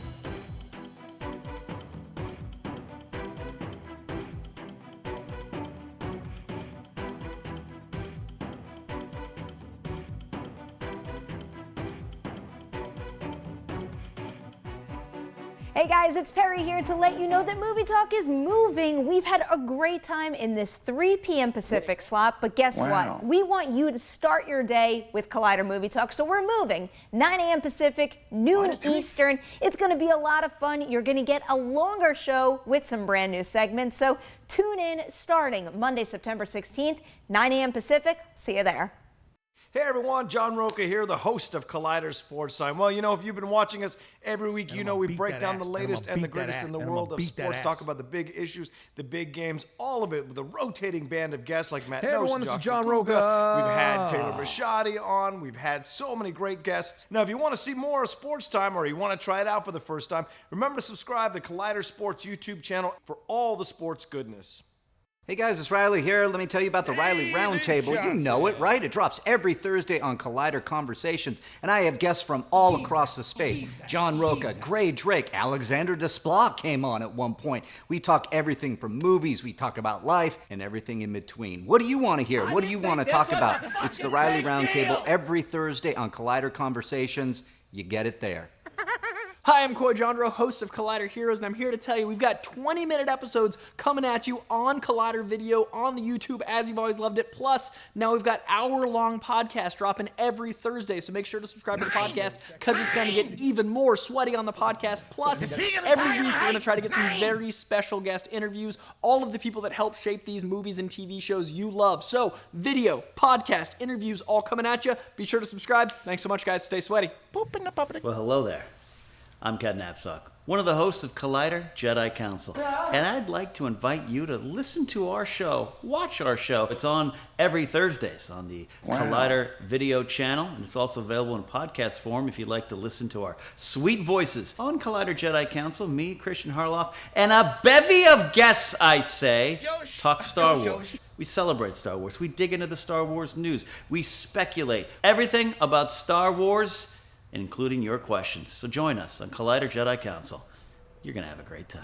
What's the next story on the agenda? What's up, Collider fans? Ryan Satin here from ProWrestlingSheet.com, where you can find the top stories throughout the week in the world of professional wrestling. If you're a wrestling fan like myself, then you'll be doing yourself a disservice by not checking out all the shows we do every week on YouTube.com/C/Wrestling Sheet. In particular, on Wednesdays, we've got a SmackDown recap show hosted by John Roca and myself, where we pick apart and talk about every little thing that happened on the Blue brand. So do yourself a favor and go subscribe at youtube.com/C/Wrestling Sheet. Hey guys, Riley here, and let me tell you about Rule of Two. You looking for a Star Wars fix? Well, Rule of Two is that show. It drops on Collider Video's main YouTube channel, as well as on Podcast One's Jedi Council feed. So go over there, subscribe, share it with your friends. It's hosted by myself and Mark Fernandez. We talk everything in the Star Wars universe with a lot of deep dives and a lot of conversations that go all in. You know what to do. Subscribe, join us there, and rise. Hey everyone, John Roca here, the host of Collider Mailbag. A new episode drops every Saturday and Sunday in your face and in your ears, answering the questions from you fans about the world of entertainment, film, and television. Me and great guests from our sphere do the best to answer your questions from Twitter, from Instagram, and of course, email as well, every Saturday and Sunday. Hello, how are you guys doing? I'm Christian Harloff. I'm the host of Collider Jedi Council. We talk about everything Star Wars. It's movie news, it's canon, it's all of it. We take questions from you guys. How do you do it? Main channel, that's right here. Subscribe to this channel. But if you want to just listen to it, you got the podcast feed too. Apple Podcasts, you can listen to it in your car. Do all of it. It's Star Wars. Episode 9's coming out. And then after Episode 9, you got TV shows. So we're going to be your sports center for Star Wars. Do it. Come on. Be real. Hi, I'm Amy Dallin, one of the hosts of Collider Heroes, and starting right now, you can catch our show Tuesday nights with a new Collider Heroes and a longer Collider Heroes podcast, where Coy and I are gonna talk your ears off. You already know that's coming. So make sure to go to YouTube, subscribe, and find us on the Collider Heroes podcast feed for all of that sweaty goodness. Help me now. The Witching Hour is all over Collider right now. You can listen to that horror-filled podcast with myself, with Haley Fouch. We talk about witchiness, we talk about slashers, we talk about space horror, you name it, all on that show on the Collider Factory feed. And on top of that, you can find an article all about Witching Hour every single Tuesday on Collider.com. Check it out, get scared. Hopefully you survive the Witching Hour. Dancing and singing on a Tuesday day. What? Oh, we're live. Hey guys, what's going on? Collider Live. We're back keep going. in town here. It's 11 o'clock, close to it anyway. And thank you again to Nat Wolff and Henry Alex Rubin. I like those guys. Great dudes. I like those guys. So you could have. Have you seen that Sandy Hook PSA? No. He directed. Holy shit, it's incredible. I can't. I'm part of the. I'm part of the charity. Like I donate money to them all the time, and I just. It's hard. That one. I mean, I'm in that. I just can't watch a lot of stuff too because just it's. I can't fathom it. I just can't fathom it. Yeah. So I mean, it's a very different conversation. Being a dad, but no, as a human. No, but as a human, if you but watch hard the to watch. PSA, it's a very well crafted. Yeah, I'm sure it is. It's incredible. It's not like they're not showing the victims. No. of Sandy Hook. I know. No. I know that. I'm just saying it just brings out too much. It's tough. It just brings out too much. Yes, yeah. I feel that way about like 100 things at this point. Yeah, I know. Literally, where I'm like, Right. It's hard to watch. Yeah. But anyway, it was good to have those guys in here. Semper Fi, go check it out and give support to the movies like that because I think that a lot of times, especially the audience here, they're always saying like, I don't have original stuff to watch. I don't watch. These smaller stories are the ones you got to check out. They're not in here right now, so I will say this without them here. It's really good. Yeah. Like this movie was really, really good. And like I said, the ending makes you think. So I really enjoyed this movie. I definitely recommend it. And the cast is stellar. Yeah. Okay, so we got made fun of. I got made fun of for Jai Courtney for asking about the bus in Pittsburgh, and he's like, "We shot it in New Orleans. It's the art department, whatever." And then so I asked Henry because we didn't get a chance on here, and I was like, "What was the deal with Pittsburgh on the prison bus?" And he was like, "Well, we were originally supposed to shoot it in Pittsburgh, fucking A, and it made more sense. Don't tell why. No. It made more sense. It made more sense. Yeah. I'm not going to give away any kind of spoilers, but then he said, as like an homage to where we thought the prison should be, we put the bus to Pittsburgh because of what has to happen. Right. But I will tell you, though, I didn't know a lot about Henry Alex Rubin. That dude's going to be around for a while. I think so, too. The best filmmakers were started as documentarians a lot of the times. But it was his explanations on things. It was the way that that's a fucking director. Like, you can tell the way he was talking just in general, too. And I loved his answer about, raw and honest about when he was talking about, you can't trust a lot of people. No. But when you find somebody that you can, you put it, and he wasn't blowing smoke of Nat's ass. He was like legit, because Nat's a great actor. He didn't say it about the other actors. He didn't say anything bad about them, but I'm just saying he said Nat is the guy. And he's sitting next to him, but still. I think you're right. You get to choose who you do press with. And I was going to say, so Finn, the guy they were talking about, right? That's the guy in Judy. He's phenomenal in it. Yeah, I liked him in Judy. He's been in a lot of things, though. He's coming up hard right now. I think he's going to be the next big thing. I think he's a good-looking dude. I think he's a great actor. There's only one problem I had with Judy with him. His accent? Yeah. The only problem. I don't know what it was. It was New York. It was trying to be New York. That was the problem. It was he was so charismatic. I was okay, but I hear you. Yeah. I thought he was great in the movie. I just did not like the accent. I hear you. It's hard when you're playing somebody who's real. Was he going like the full James Franco and Deuce? Like, oh, Jimmy the man. No, it was in and out. It was in and out, but it was also like it just. I'm very when it comes as you are with Boston accents. With Blake Lively in The Town. Everybody else was like, "Why? What do you mean you don't know why you don't like it? If it doesn't sound like Boston to me, it doesn't sound like Boston." That was the problem. But I thought he was. Blake Lively doesn't sound like Boston in The Town. No, really. She knows better than we do. I thought she does. But what the hell do I know? But how about I know someone who does a great Boston accent. Garbage? You want to call garbage, boy? Garbage, boy? Oh, garbage? You want to call garbage, boy? And that's legit. Cody, if you can. Please go to my my Twitter, and there I tweeted out that our boy VCR is back at it again. But this one he did a little different. He did a clip. It was the one where I say the thing about 11. If you can go down there, Cody. That's it right there? E-Glass TV, it's called. So this is E-Glass TV. How many subscribers do you have now? He only has like, what is it? 856. 800 is a crime. Come on. This channel should have over 20,000 because it's all us.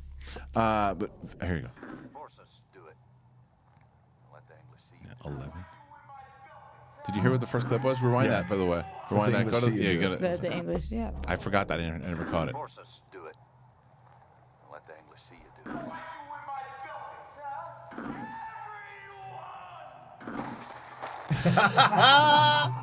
What's that? It's got man. The time has come. When it go fish, yeah. When it go fish. The time has come. I love this. And you better listen, Jack. I don't listen to garbage, man. Shut the fuck up. You garbage? You want to call garbage, boy? Listen to the very end. It's the best. The only one who knows about tiny people living in our walls called the Littles. Nothing is over! Nothing! You just don't turn it off!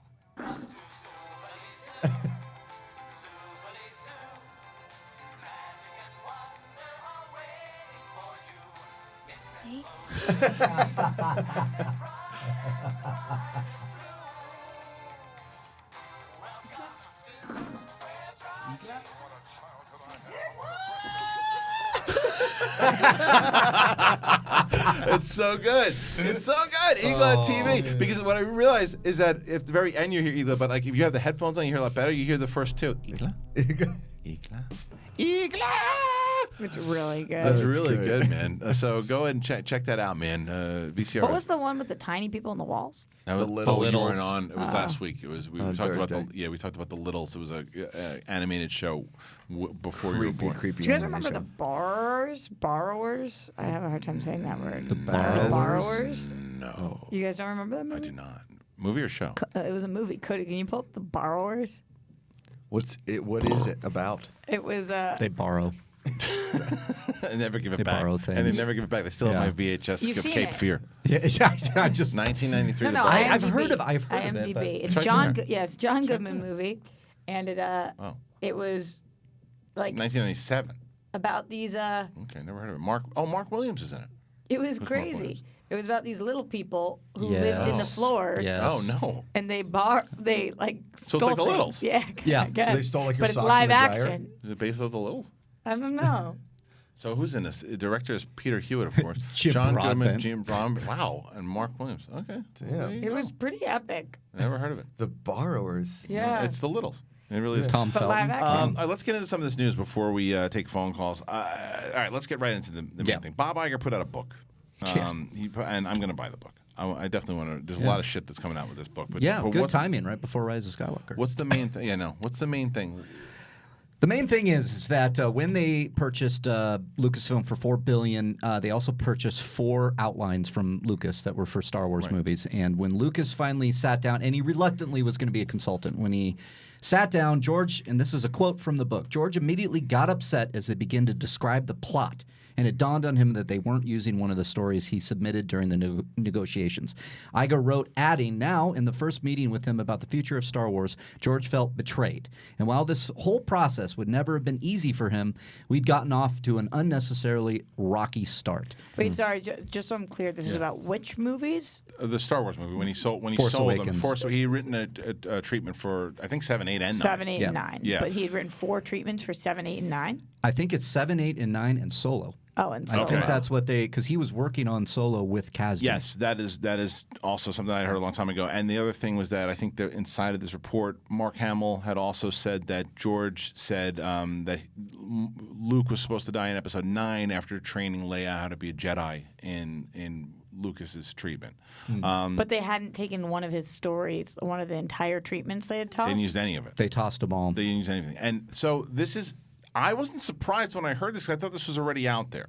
because I had heard this already, and because even when he did that, remember he did that whole interview where he got himself in trouble when he called Disney the white slavers, and then he had to apologize for it. Yeah, but I forgot about that. Yeah, he was pissed. That showed he was pissed. Everybody knew he was pissed, and he didn't use any of and it was the stuff that he had kind of worked with Arndt, and then they chucked out Arndt's script. Yeah. So I think that it was out there already, but hearing it from Bob Iger's mouth, that fact that that George felt betrayed. Do you think that they should have used his treatments?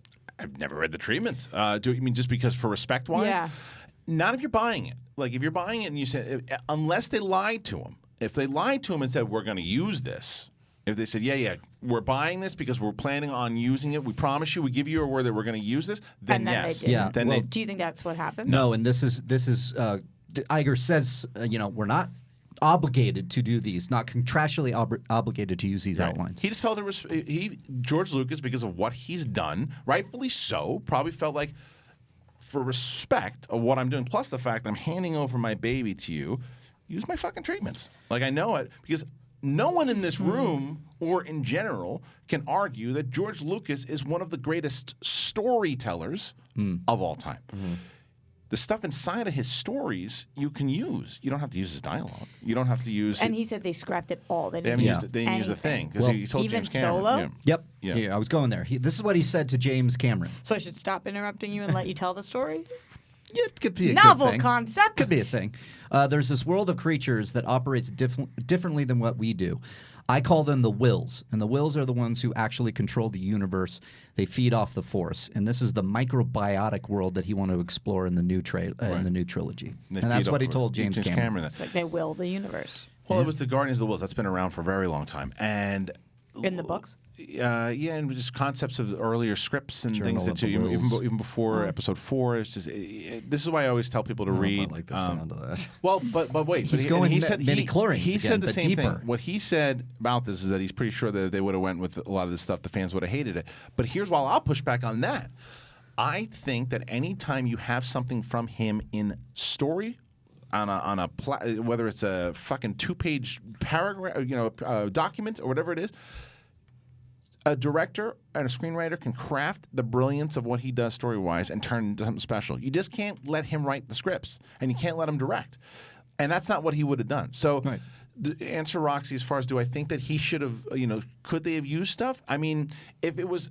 You ask me right now if I would have rather had the original idea of Luke dying in 9 and training Leia. 1,000,000,000%. Really? I don't think he should. I know you liked the episode 8 the way that it happened. Yeah.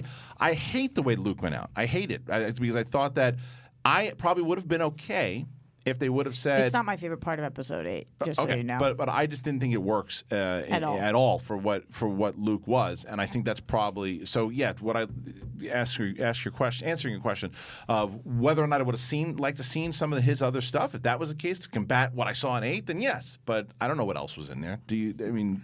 How about Bob Iger saying this in general, though?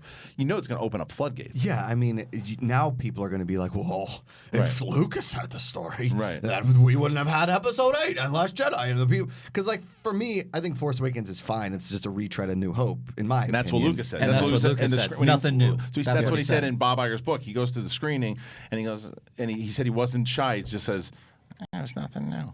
Yeah. And he didn't like it. Yeah. Do you guys think it's possible? This is a weird question, but I'm going to throw it out there. It's possible that George Lucas dies in however many years, and then 20 years after that, they make the movies from his treatment. I mean, at that point, it'd be way reboot. Yeah, I don't know. New trilogy. It's like the Snyder cut, but Yeah. the Lucas Yeah, cut. I don't know. But not just releasing something that's been shot. Like they make his movies. You never say no to that because even what I would never want to see redone is episode 4, 5, and 6. People are like, oh, could they remake it? They could. Should they not? I mean, look at the backlash when people said, oh, we're going to make Princess Bride. What happened there? What would you rather, them redo 4, 5, and 6, or them try Lucas's 7, 8, 9? None of it. They're already made. So you take elements maybe if you can from 7, 8, and 9. Because maybe you can pull it back and make it a separate story and put it in a Disney Plus series or something if it works. If you can do that, because if But it's I'm talking 50 years from now. when Disney Plus is driving. Right. I don't know. I mean, it's. I know you don't like hypotheticals. No. As much as I do. It's not the hypothetical. It's because you're asking 50 years of library stuff that's already going to be in there. That's 50 years of television shows, 50 years of more movies. That if they're just going to go back and make. It's just standalone. Yeah. Now we're going to go back to the creator. You know, George Lucas from 50 years ago. And we're going to say the What If series. Basically, is what it is. Yeah. What if we would have done George Lucas's instead? Could that happen? Sure. Maybe they'll do the comic books. Because remember they did the first maybe. draft of the Star Wars, and they did the early version in a comic, and I loved it. So, does this make Bob Iger look bad, or does this make George Lucas kind of look petty? No, I don't think it makes Lucas look petty. I think because Lucas, I think anybody would sympathize with the guy, whether you agree or not. They'd be in the business side of it. You just sold your property for $4 billion. That's on you to decide that you're going to sign that contract. So whatever comes out, if they tell you we're not obligated and you sell it and they don't, it's on you. That's the business side of it, right? Mm-hmm. The creative side of it is this is the guy who brought us here in the first place. This is the guy he is the creator. He is royalty. So why not listen to him? But you also understand why he would be pissed off because it's creatively. You're like, think about the respect. Think about the respect of it. Oh, I get it. You know, that's kind of why. Oh, I get it. I get it. I get the like you're showing respect to George Lucas, but isn't there's got to be some voices in the room of like, listen, people panned the effing prequels. Absolutely. We don't want to touch George Lucas's that's what stuff. they did. That's Back what they did. In 2013, 2014, when this People was who all don't have going good down. taste. Yeah. People forget that it's not. The prequels are in a different place right now. Yeah. And the generation that grew up with them is the Thank positive. you. Well, it's a positive. It's more positive. Plus the fact that, and I'd said it on this show recently, you watch them with different eyes now when you realize it is part of the overall family, right? But when we're talking here in 2012 to 2014, they were not beloved. When you went to Celebration in 2015, there was not a single thing from the prequels. You couldn't walk. Now you walk around it's everywhere. But it wasn't anywhere. And I remember us making a big thing out of that. Like there was no posters of it. There was no models of it. They didn't show it at all. It was like the stepchild that they didn't want to talk about.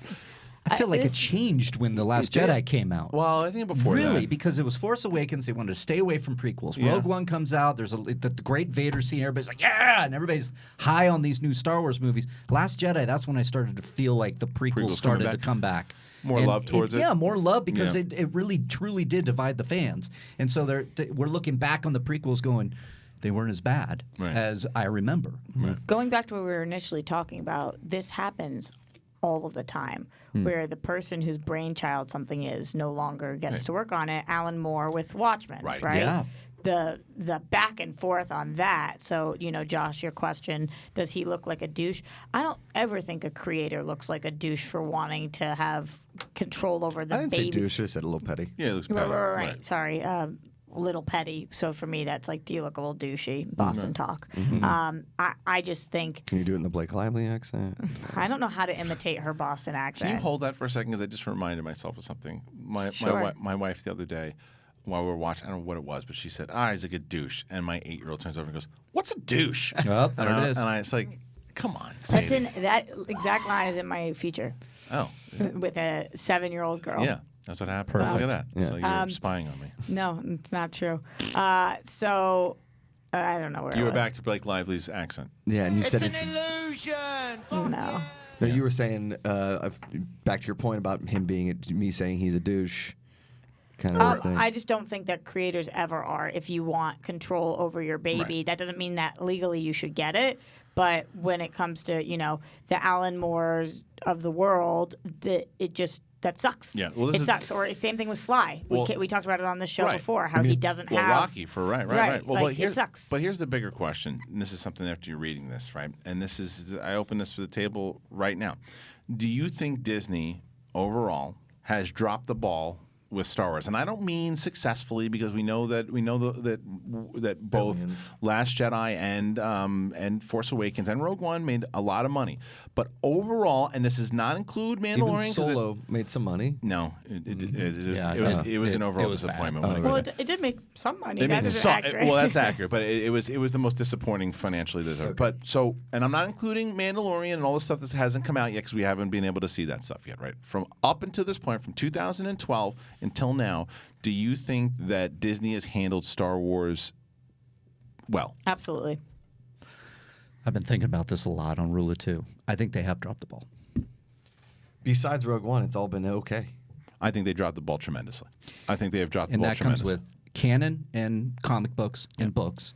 And it comes with, after looking at everything, talking about this over and over and over again, the plans for the movies, the directors getting fired, put on. It's been messy. It's been pretty messy. The money that they've made is because of the overall brand itself, and I enjoyed Force Awakens very much. And this is a guy talking, I love The Last Jedi. We're talking about the overall managing of it. Yeah. Disney and Lucasfilm has dropped the ball. They just have. Now that doesn't look. We've talked about it many times before where we thought DC for a long time dropped the ball. They're back on course. And they're moving. They're running with the ball down the field. Right. I think that they can pick the ball up. And maybe they're going to do that with these new shows. Obi-Wan, Mandalorian. That's why I think TV could save Star Wars. I really do.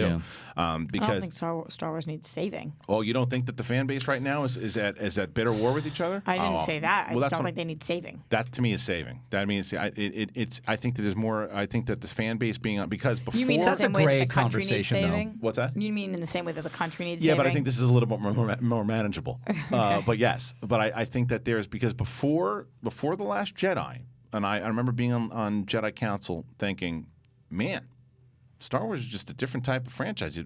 Fans are just on board. Like because DC and Marvel fans would scream at each other. I'm like, not Star Wars fans. And then after that, it's the most toxic out of all of it. I don't think that has anything to do with Star Wars. I think check yourself before you wreck yourself, fans. Like this is 2019. Yeah. there is no fandom that's not going to be divisive anymore. And you're right, but what I mean though is that whatever it might be, because it was inevitable, is what you're saying, and I agree with you. But it took a long time to get there, but there's just material that set people off. I think that whether it's Mandalorian, Obi-Wan, all these things. Now, I do think that there's also those people, no matter how good material can be down the line, that they're going to hate it until Disney sells it. Right, and then they'll be happy because they just have this thing against Disney. I just don't think right now the films are in par with what Star Wars needs. But do you think it's even possible to have a Sopranos Breaking Bad today? And what I mean by that is Game of Thrones was that until it was so incredibly divisive this past season that people are like petitioning and whatever. Right. Even if Mandalorian is at the quality of a Sopranos or a Breaking Bad or whatever you at home People are think is the destined to be greatest disappointed show, is what you're saying. is it gonna even is it even gonna be non-divisive, or is half the people gonna hate it regardless? I think that you're going to have the same audience that you do for Mandalorian that you did for Rebels. And Rebels, for the most part, I mean, I don't think it's the same audience. Oh, I do. You don't. I mean, I think that Rebels everybody who with watches like Rebels, animated though. Everybody who watches Rebels will watch Mandalorian, but the amount of people, it's the circle, it's No. I'm saying- square and the rectangle. I'm saying as far as how these are serialized, how they're put together. I don't think that because here's what the Mandalorian has going for it that Force Awakens and Last Jedi and Rise of Skywalker don't have the luxury of having. These are characters we don't know. Yeah. Now, as long as they don't have inside of this thing that and now the Empire is good. They're all good guys now, and inside, not that there can't be like a couple rogue agents, but they're all good guys. And now they do this, and they just go against. And Palpatine was actually a pretty nice guy, and they retcon everything. That's gonna piss people off because you have inside of these things. But if these brand new characters that you're following from the beginning that just happen to live in the Star Wars world, that's where I think that you can really start to win over a brand new audience. So you don't mean the same exact audience as Rebels. You mean the same type of people who are tuning in. Correct. Yeah, we did a giveaway for Heroes and Villains on Rule of Two, and it was like, give us an original idea for a streaming service, Disney Plus. And there was a lot of Ahsokas, there was a lot of Knights of Ren, there was a lot of Snoke, Kylo Ren, Luke, what have you. And one person who won, because we responded so much to it, was original. It was an original idea, but it was the Empire takes over. Right. And they're killing the Jedi. They know about Vader. Vader's off doing his thing. After Sith. Yeah. And then the Empire, one of the high lieutenants is like trying to fit in the Empire and finds out his daughter has force powers. And he starts to hide her, and he has to use the underworld to get her out. Yeah, it's and for very World War II. It's fascinating to me. Exactly. And I responded a lot to it because it's new and we're not reliant on a but Yoda or a you're Darth still in the world and you're still in that relatable. world, and you know Vader can show but up. that's Mandalorian. And that that's is Mandalorian, because there are Mandalorian, things that exactly. can happen in Mandalorian. You will get references. You guarantee, because it's Filoni, you're going to get stuff that pops up from Rebels and other things that happens. You don't think there's going to be non-Star Wars fans that watch Mandalorian? Of course there will be. Of course. And you think there are non-Star Wars fans that watch Rebels? No, that's not what I'm saying. What I mean is that the people that were watching it, the reason that they responded to it, right, is because it all seemed, like from the second, it never changed, and you were, because again, brand new characters in what we were just talking about inside of this world that even if you're tuning in for the first time this animated show and you're learning about all the lore through it, you learn from episode 1 and it stays consistent all the way through. There's space whales and all this other shit that people didn't like, and they definitely had their critics. There's no doubt about that. But for from episode 1 until the end, it stayed consistent. And I think that if you can win over an audience, whether it's a new audience, a new Star Wars audience, whatever it is, from episode 1 on, and stay consistent the way through, then you can keep them on and start. I don't know, a new wave in the way people are looking at Star Wars. So you do think that this is possible, that this show is loved by at least 90% of the people? I think this show. I think there's also going to be a statement from Star Wars fans that don't love the movies that will love this show, even if they don't. Because, I think that's one of the main reasons why. I think because Kathleen Kennedy's really not that involved in the series, even though her name's on it's Lucasfilm. But I think that people are aware of that also. I think that Filoni and Favreau are really running point on this thing, and it's going to be pretty clear. And it's what people will argue back. Well, of course she's involved on it. She's Kathleen Kennedy. No. It is going to be very different to watch what happens. It's going to be very interesting once this happens. Now, that's not the same. When I say that, I'm not talking about making the decisions to bring on people. Of course she is. The Ewan McGregor stuff to make she has the final word on what gets made. I'm talking about the creative process alone. And this is always my big thing with her. I think she's a phenomenal producer. I think she's a great producer. Hence why these shows are being made, because she had the wherewithal to say, let's do this one, let's go here, let's do that.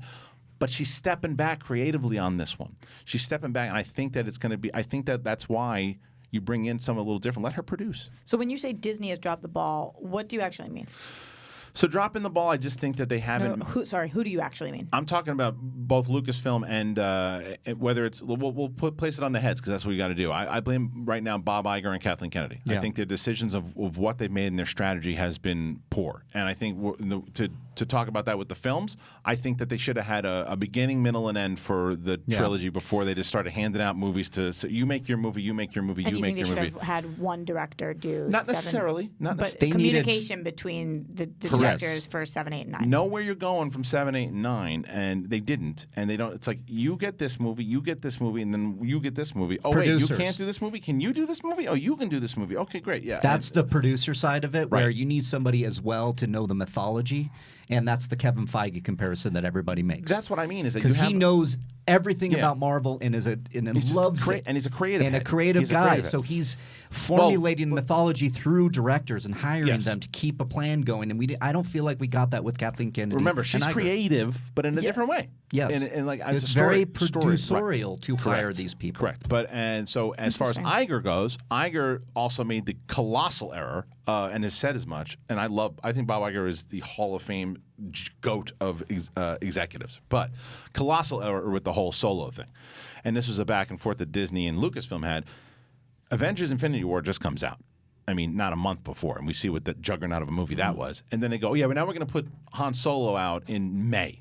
Mm-hmm. What are you doing? You've just planted the Star Wars flag for the last couple of years and shown it's the first movie to ever cross $100 million opening weekend in December, right, with Force Awakens. And they did it again with Rogue One. They plant that flag, and then they did it again with Last Jedi. And then they jump away from it. It gets murdered by its own movie. There's a lot of different elements of why it didn't work. And there were things that sometimes that he didn't put, I think, enough of a stronghold on it. He should have been part of the plan also. And so you don't think the colossal error was making the movie? You think the colossal error was... I think the colossal. I think that's part of it. I don't think Solo needed to be made. It was one of those movies that it was in 2012 when they said we're going to be like Obi-Wan was always rumored. There was a Yoda movie that was rumored that I didn't need. Jabba the Hutt movie. And there was the Solo movie. And I remember saying it back on Far, Far Away. You don't need a Solo movie. Yeah. You really don't.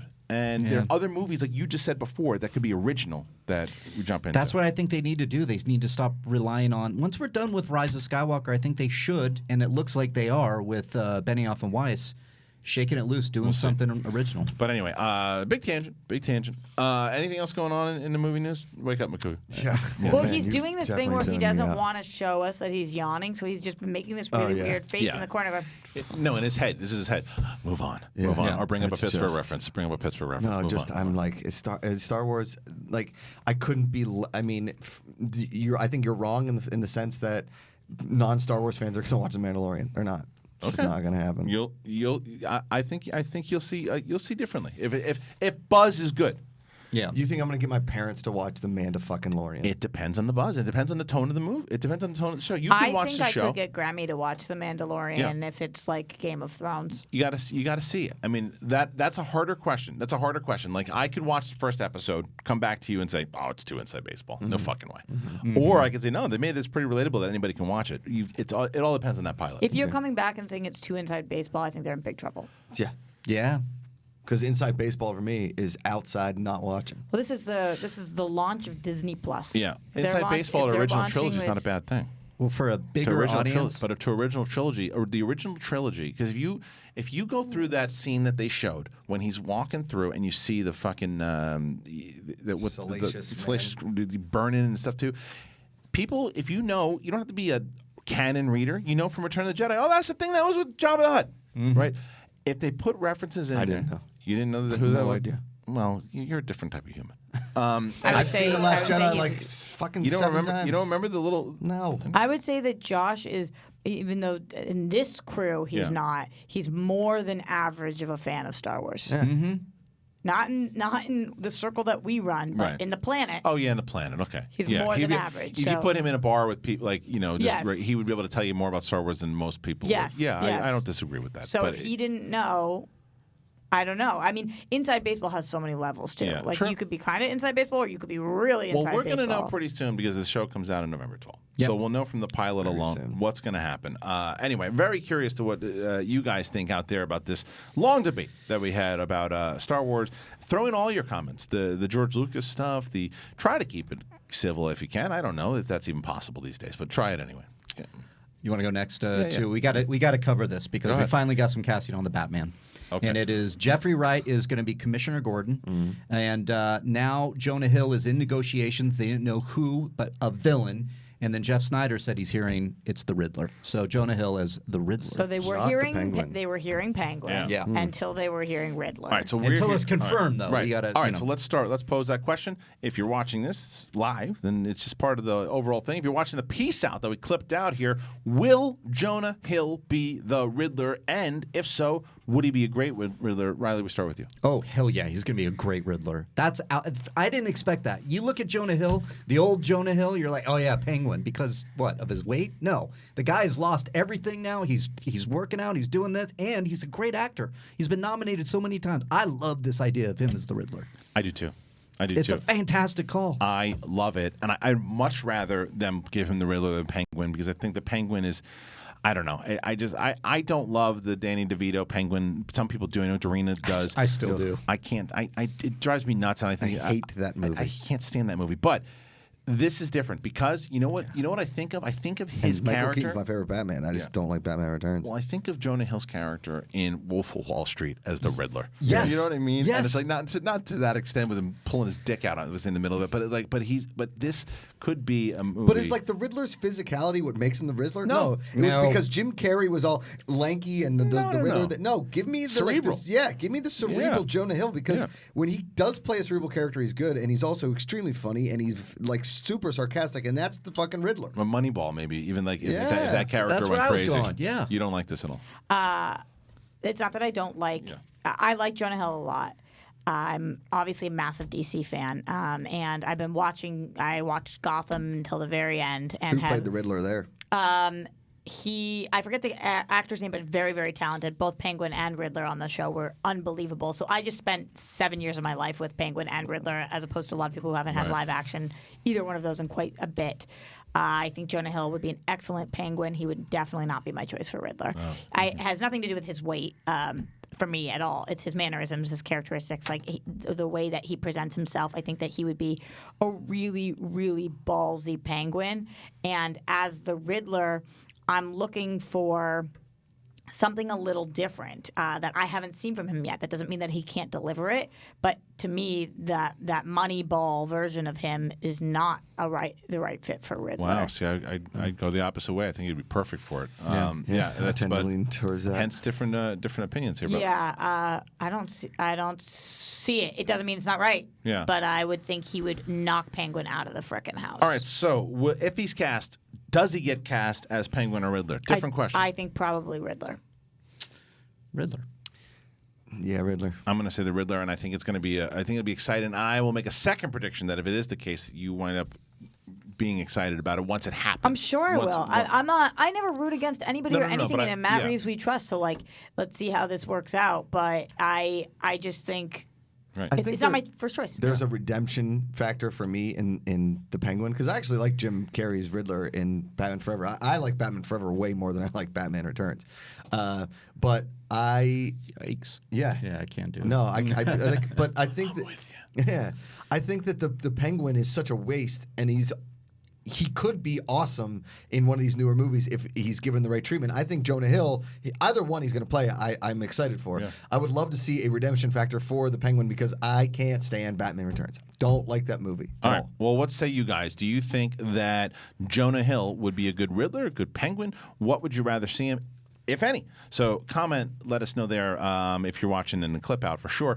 And don't forget about heroesvillains.com. Make sure you go to heroesvillains.com, put in Live 15, get yourself a discount, 15% off of the apparel over there. All right.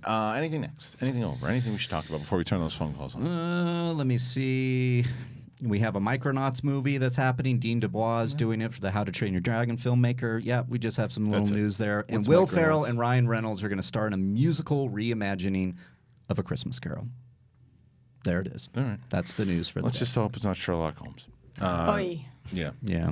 And don't Holmes and forget when Watson. we did that, Holmes and Watson. Sorry. Yeah, yeah, You know, yeah. remember when we did that? The best was that when we reviewed the trailer. trailer, and you were the only one that was in the I right was state like, of mind. what? But with the trailer, I We still all I loved it. still You guys loved it. I I don't still get love the it. trailer. But the movie, turned out piss on a platter. All right, let's turn the phone lines on. We're going to talk to Wow, you guys. Piss in a cup at least. Well, that's what Piss happens on when the you platter. just It's everywhere. focus It's a mess. That's the whole point. Piss solely platter. on the Ah! Yeah, you piss on a platter, it goes everywhere. It's a disgusting mess. charcuterie board covered in urine. Oh, man. I don't get it. Me either. Charcuterie? Yeah, Charcuterie board? It has cheeses, Cody, please turn the phone lines meats, and nuts. Nothing? No nuts. All right. No. Oh, yeah, hey, no you're nuts on for you. Collider Live. Who do we got? Hey, it's Saul. How you doing? There he is. Hey, Saul. Saul, what's going on, buddy? What do you? Oh, you know what? We got a little Let's bit. do it. We got a debate going on here. Okay, so wait a minute. Don't say anything, Saul. Roxy, what color hair does Saul naturally have? Naturally? Yeah, what would you think naturally? You see his hair, his head on his head. What would you say is natural head? I would say that Saul's a redhead. Okay, Riley, show the picture. Okay. I've shown you pictures. Oh, there it is. We have the picture right here. Yeah. You think that's red? Saul. Yes. Hair. All right, go to the next picture. You think that's red? No. Okay, it says blonde. I think the first one was red. I think the second one was blonde. I'm not going to disagree with So you. The first one strawberry looks blonde? red. So Yeah. strawberry blonde. The first picture you sent, Saul, does look red. The second one looks Strawberry. blonde. Yeah, I would call him strawberry. Yeah. Saul did hit me up talking about the fact that he's being called Ginger. You know, Yeah, a secret It's the ginger. eyebrows. The blue shirt where you look like Lex Luger, that one. Yeah. Oh, well, thank you, first of all. But wait, which I look. The one without the beard, you're telling me I look like I got red hair? Yeah. Yes. Yeah. Yes. If you zoom in a little, zoom into his. I'm showing you. zoom Also, into I his head. sent Christian a picture the other day of you. Yeah, it looks reddish. Yeah, it's got Yeah, a that Star one Wars looks blonde reddish. tint too. Yeah. Where, also where looks did you a get a little. picture? Well, where did Stryer get a picture of me? Yeah. Well, you From sent Jake Yacovetta. it. Oh. Which is the other one? Yeah, it's pretty red. Yeah, that dude. looks red. You got red hair, Yeah, man. it and looks it's red. redheads are great. It's strawberry blondish on Nothing top. wrong. Yeah, it's That one looks blonde. That All of a sudden, that South that Park. one looks blonde. Yeah, that looks Yeah. blonde. I'll give you that. Are they frosted tips, Saul? Were Yeah, you those going look a little bit. frosted? You colored your hair a little bit. Yeah. Like sun-kissed. I have in the past, but not in that photograph. Yeah, I I don't- had to do it for. I'm usually work, but I never, I'm usually on your side about most things, but I think you lose this battle. It's at least strawberry blonde. buddy. And own that This is shit. bad. I'm sorry, pal. Are What do you got? like are you a trainer, Saul? Like, what do you do? Are He's you, not going to tell you what he does. He's an international spy. Yeah. What are you calling for today, buddy? What do you got? I'm an international podcast caller. Oh, that's no, I just wanted to say, Roxy, if I say this respectfully, I don't need you to yell at me again. But if you think that the problem with the Star Wars fan community is because of the community itself is just toxic because everyone's pissed off because it's the 21st century and no one knows what to do with themselves, you're not paying attention enough. I don't think that. Let's finish your thought, and then I'll let Roxy respond. Go ahead.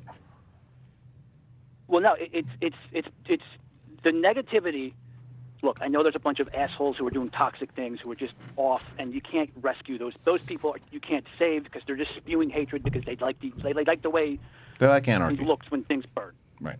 But it's coming from a place of there's certain lapses in quality coming from Star Wars that are unusual for Star Wars, and that is what's generating this fire. If you look at Marvel films, no one's complaining about Marvel films in any real deep, substantive, or toxic way because they're generating quality content consistently.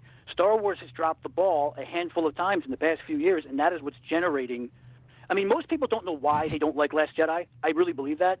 But they know there's something. They trust their instincts. And they know there's something off. All right, let Roxy. I don't feel that way at all. Okay. I think that people have completely valid points on why they don't like Star Wars, and right now or any specific movie. I think you're allowed to have an opinion, and that doesn't just mean it's because it's 2019. What I do believe, and I think that Marvel is a different case. There are people who also do hate Marvel movies, and they're very vocal about it. But Marvel has not been producing the same type of movies that Star Wars has been producing for as long as Star Wars has. So I think it's a deeper fan base, a longer fan base in Star Wars. Not talking about the comic book readers. For me, I feel like no matter what Star Wars does right now, there still would be issues. That doesn't mean that the issues aren't valid, but even if they put out an A+, beautiful thing that really was true to all fans, I think people would still complain. All right. Well, yeah, but can I just say that the week after Rogue One came out, if you would have told me or I think many Star Wars fans that this would be the temperature of the Star Wars fan community today, I think they'd laugh in your face. Yeah, There's no way. Yeah, well, I think that goes back to Roxy's earlier point, though. Too, I agree with your point what you just said there about the Rogue One thing, but I think that where Roxy was saying it's inevitable because there's one thing that this fan base is going to eventually, depending on it. But I think that goes back to if it's not handled correctly. And I think that what Saul's saying there, what other fans have felt, is that there are certain movies, Last Jedi being part of the narratives, that just didn't feel the right way, and it just turned, it just exploded. But all right, Saul. Well, thank you for the phone call. Wait. Can I make one more point real quick? Go ahead. What the fuck is going on with that super chat? What do you mean? The super chat on the SEN? What about it? Yeah, I was like, I was being censored last week, and I demand answers. Oh, I don't know what that is. What are you talking about? Something happened. Listen, we're doing a stream later at 2. Go over there and we'll talk about that. I'll talk about it in a second when he jumps on. All right. I don't know what happened to him, but I think because he was cursing inside of the thing. YouTube has some kind of algorithm or something. No, where you can curse. I don't know what it was. Was he trying to post a link? I don't know what he was doing. I wasn't cursing. Oh, he's still on I there. wasn't cursing. I cursed in one of them. I was trying to say the robot voice that reads like the text, like how you kick in cash and it reads your text that way. Yeah. No one could fucking hear it, so I just said, "Hey, speak up. We could fucking hardly hear you." And then they blocked out. I don't know what Do you that have was. Do you have moderators? No, You have wasn't no us. mods in No, your chat? we wouldn't have blocked him out for that. You have 0 mods? Well, we did. I mean, David's doing the stuff. okay. Yeah, for sure. I was gonna say, Jesus Christ. David's doing the stuff. But no, I don't know. We'll have to figure it out. It was the second fucking stream. Give us a break. All right, what's got anybody else calling in codes? Cody Rhodes. Cody Rhodes coming in tomorrow, by the way. Not right tomorrow? Now. Oh no, is that tomorrow or next week? Next week. On a Monday, Tuesday, Wednesday? Who's Cody Rhodes? Cody Rhodes, Oh, boy. you will not be here. Cody Rhodes, is a big Star Wars fan, but he also runs AEW. We talked about him. Many times. But Dusty you'd be Rhodes. impressed by what he's done. Dusty Rhodes, you remember heard of Dusty Rhodes? Of course. His dad, it was his dad. Got it. And Gold Dust was his brother. It's tomorrow. Yeah. It's tomorrow. All right, Tomorrow. Cody Rhodes is Cody coming and in Brandy tomorrow. Rhodes. Okay, cool. Hey, you're on Collider Live. Who do we got? My name's Alan, man, from Fort Walton Beach, Florida. What's up, Alan? Alan, are we going to see you on October 19th, my friend? Are you coming to the Schmodown? I'm not going to be able to make it there, but I'll definitely be watching it at some point. Awesome. Can All I right, come? cool. No. Oh. You're out. Hey, Alan, what do you got for us today?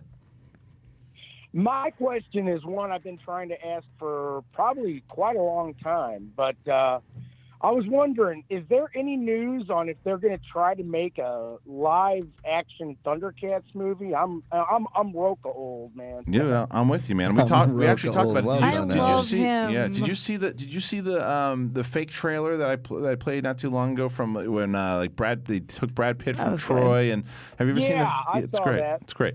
And that was from years ago when they did that. But no, I haven't heard anything about Thundercats, man. I think people get nervous because it's a bunch of cat people, and especially now with cats coming out. I think it could work if the makeup is done right. I think it could be pretty fucking cool. I think it could be cool. You think Thundercats could be cool? Thundercats would be cool. Cats the musical. No, Cats the musical looks horrendous. I don't know. The cat live action thing is tough. It's tough, but I mean, it just depends. Dude, I'm with you though, man. I'd love to see it. I love Lion-O and the whole crew. The Sword of Power. I was thinking. I got 3 actors already, like I said. Who you got? Like they had on there before. Brad Pitt would be great as Tigra. At this point. The Rock is Panthro. Yes. And Kevin Hart. Jason Momoa as Lion-O with blonde hair or red hair.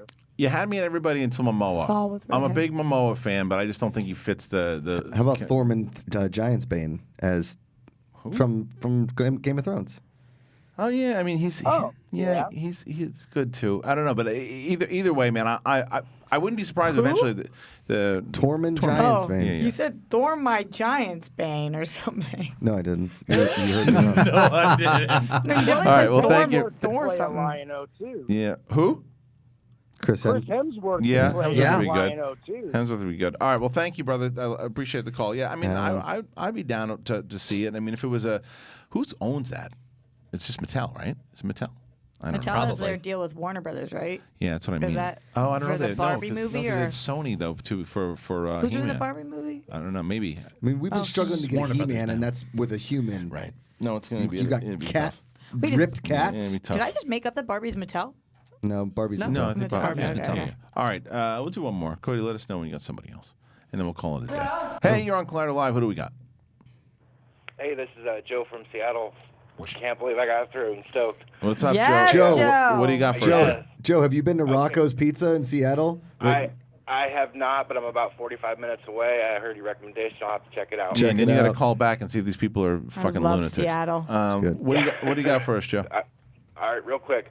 Everybody's talking about Rey and Kylo and Emperor and all that good stuff, but the most underused character of this new trilogy is R2. What is going to be his big moment in this movie? I think we're going to be disappointed. I think for some reason JJ he's too focused on BB-8 and these new droids. I think R2-D2 will be just kind of farting around in the back. I don't think he's going to do anything. At least you brought the farts back. R2 you don't needs have us- to go Revenge of the Sith where he lit dudes on fire and Right. flew away. But you gotta I don't have- need that much. you gotta give him But I something. need him flipping switches. I'm with you. Doing his R2 thing. I'm with you, man. I think he needs to do so. He was fucking sleeping in the first one. You don't think he's gonna hook it up at all? I hope R2's so. got to have one moment. I hope They so. pulled him out of hibernation. He had the second half of the map, so they were doing something. Yeah, it's I true. just hope- That's true. 'Cause- Yeah, I just hope they can bring him around. Well, remember though, he wasn't supposed to even be in he wasn't supposed to be on the Falcon. That was a Ryan Johnson thing. Like he was. Do you like that movie? Yeah. No? I like that move. Yeah, I think that was my favorite moment between Luke and that was the only time in that entire movie I actually saw the Luke that I knew was when he was on the Falcon and he turns and he said, Exactly how I feel. I'm not a huge fan of The Last Jedi. yeah, and he turns and he goes, and he has that whole conversation with R2, and he lights up as that, like you see that 19-year-old kid, and he's like R2, and he lights up, and then he has a Yeah. conversation with him, and then they have Great that, moment. and then they have that bickering. I wanted more of that, and then R2 brings that out. Yeah, Maybe that should be my nickname.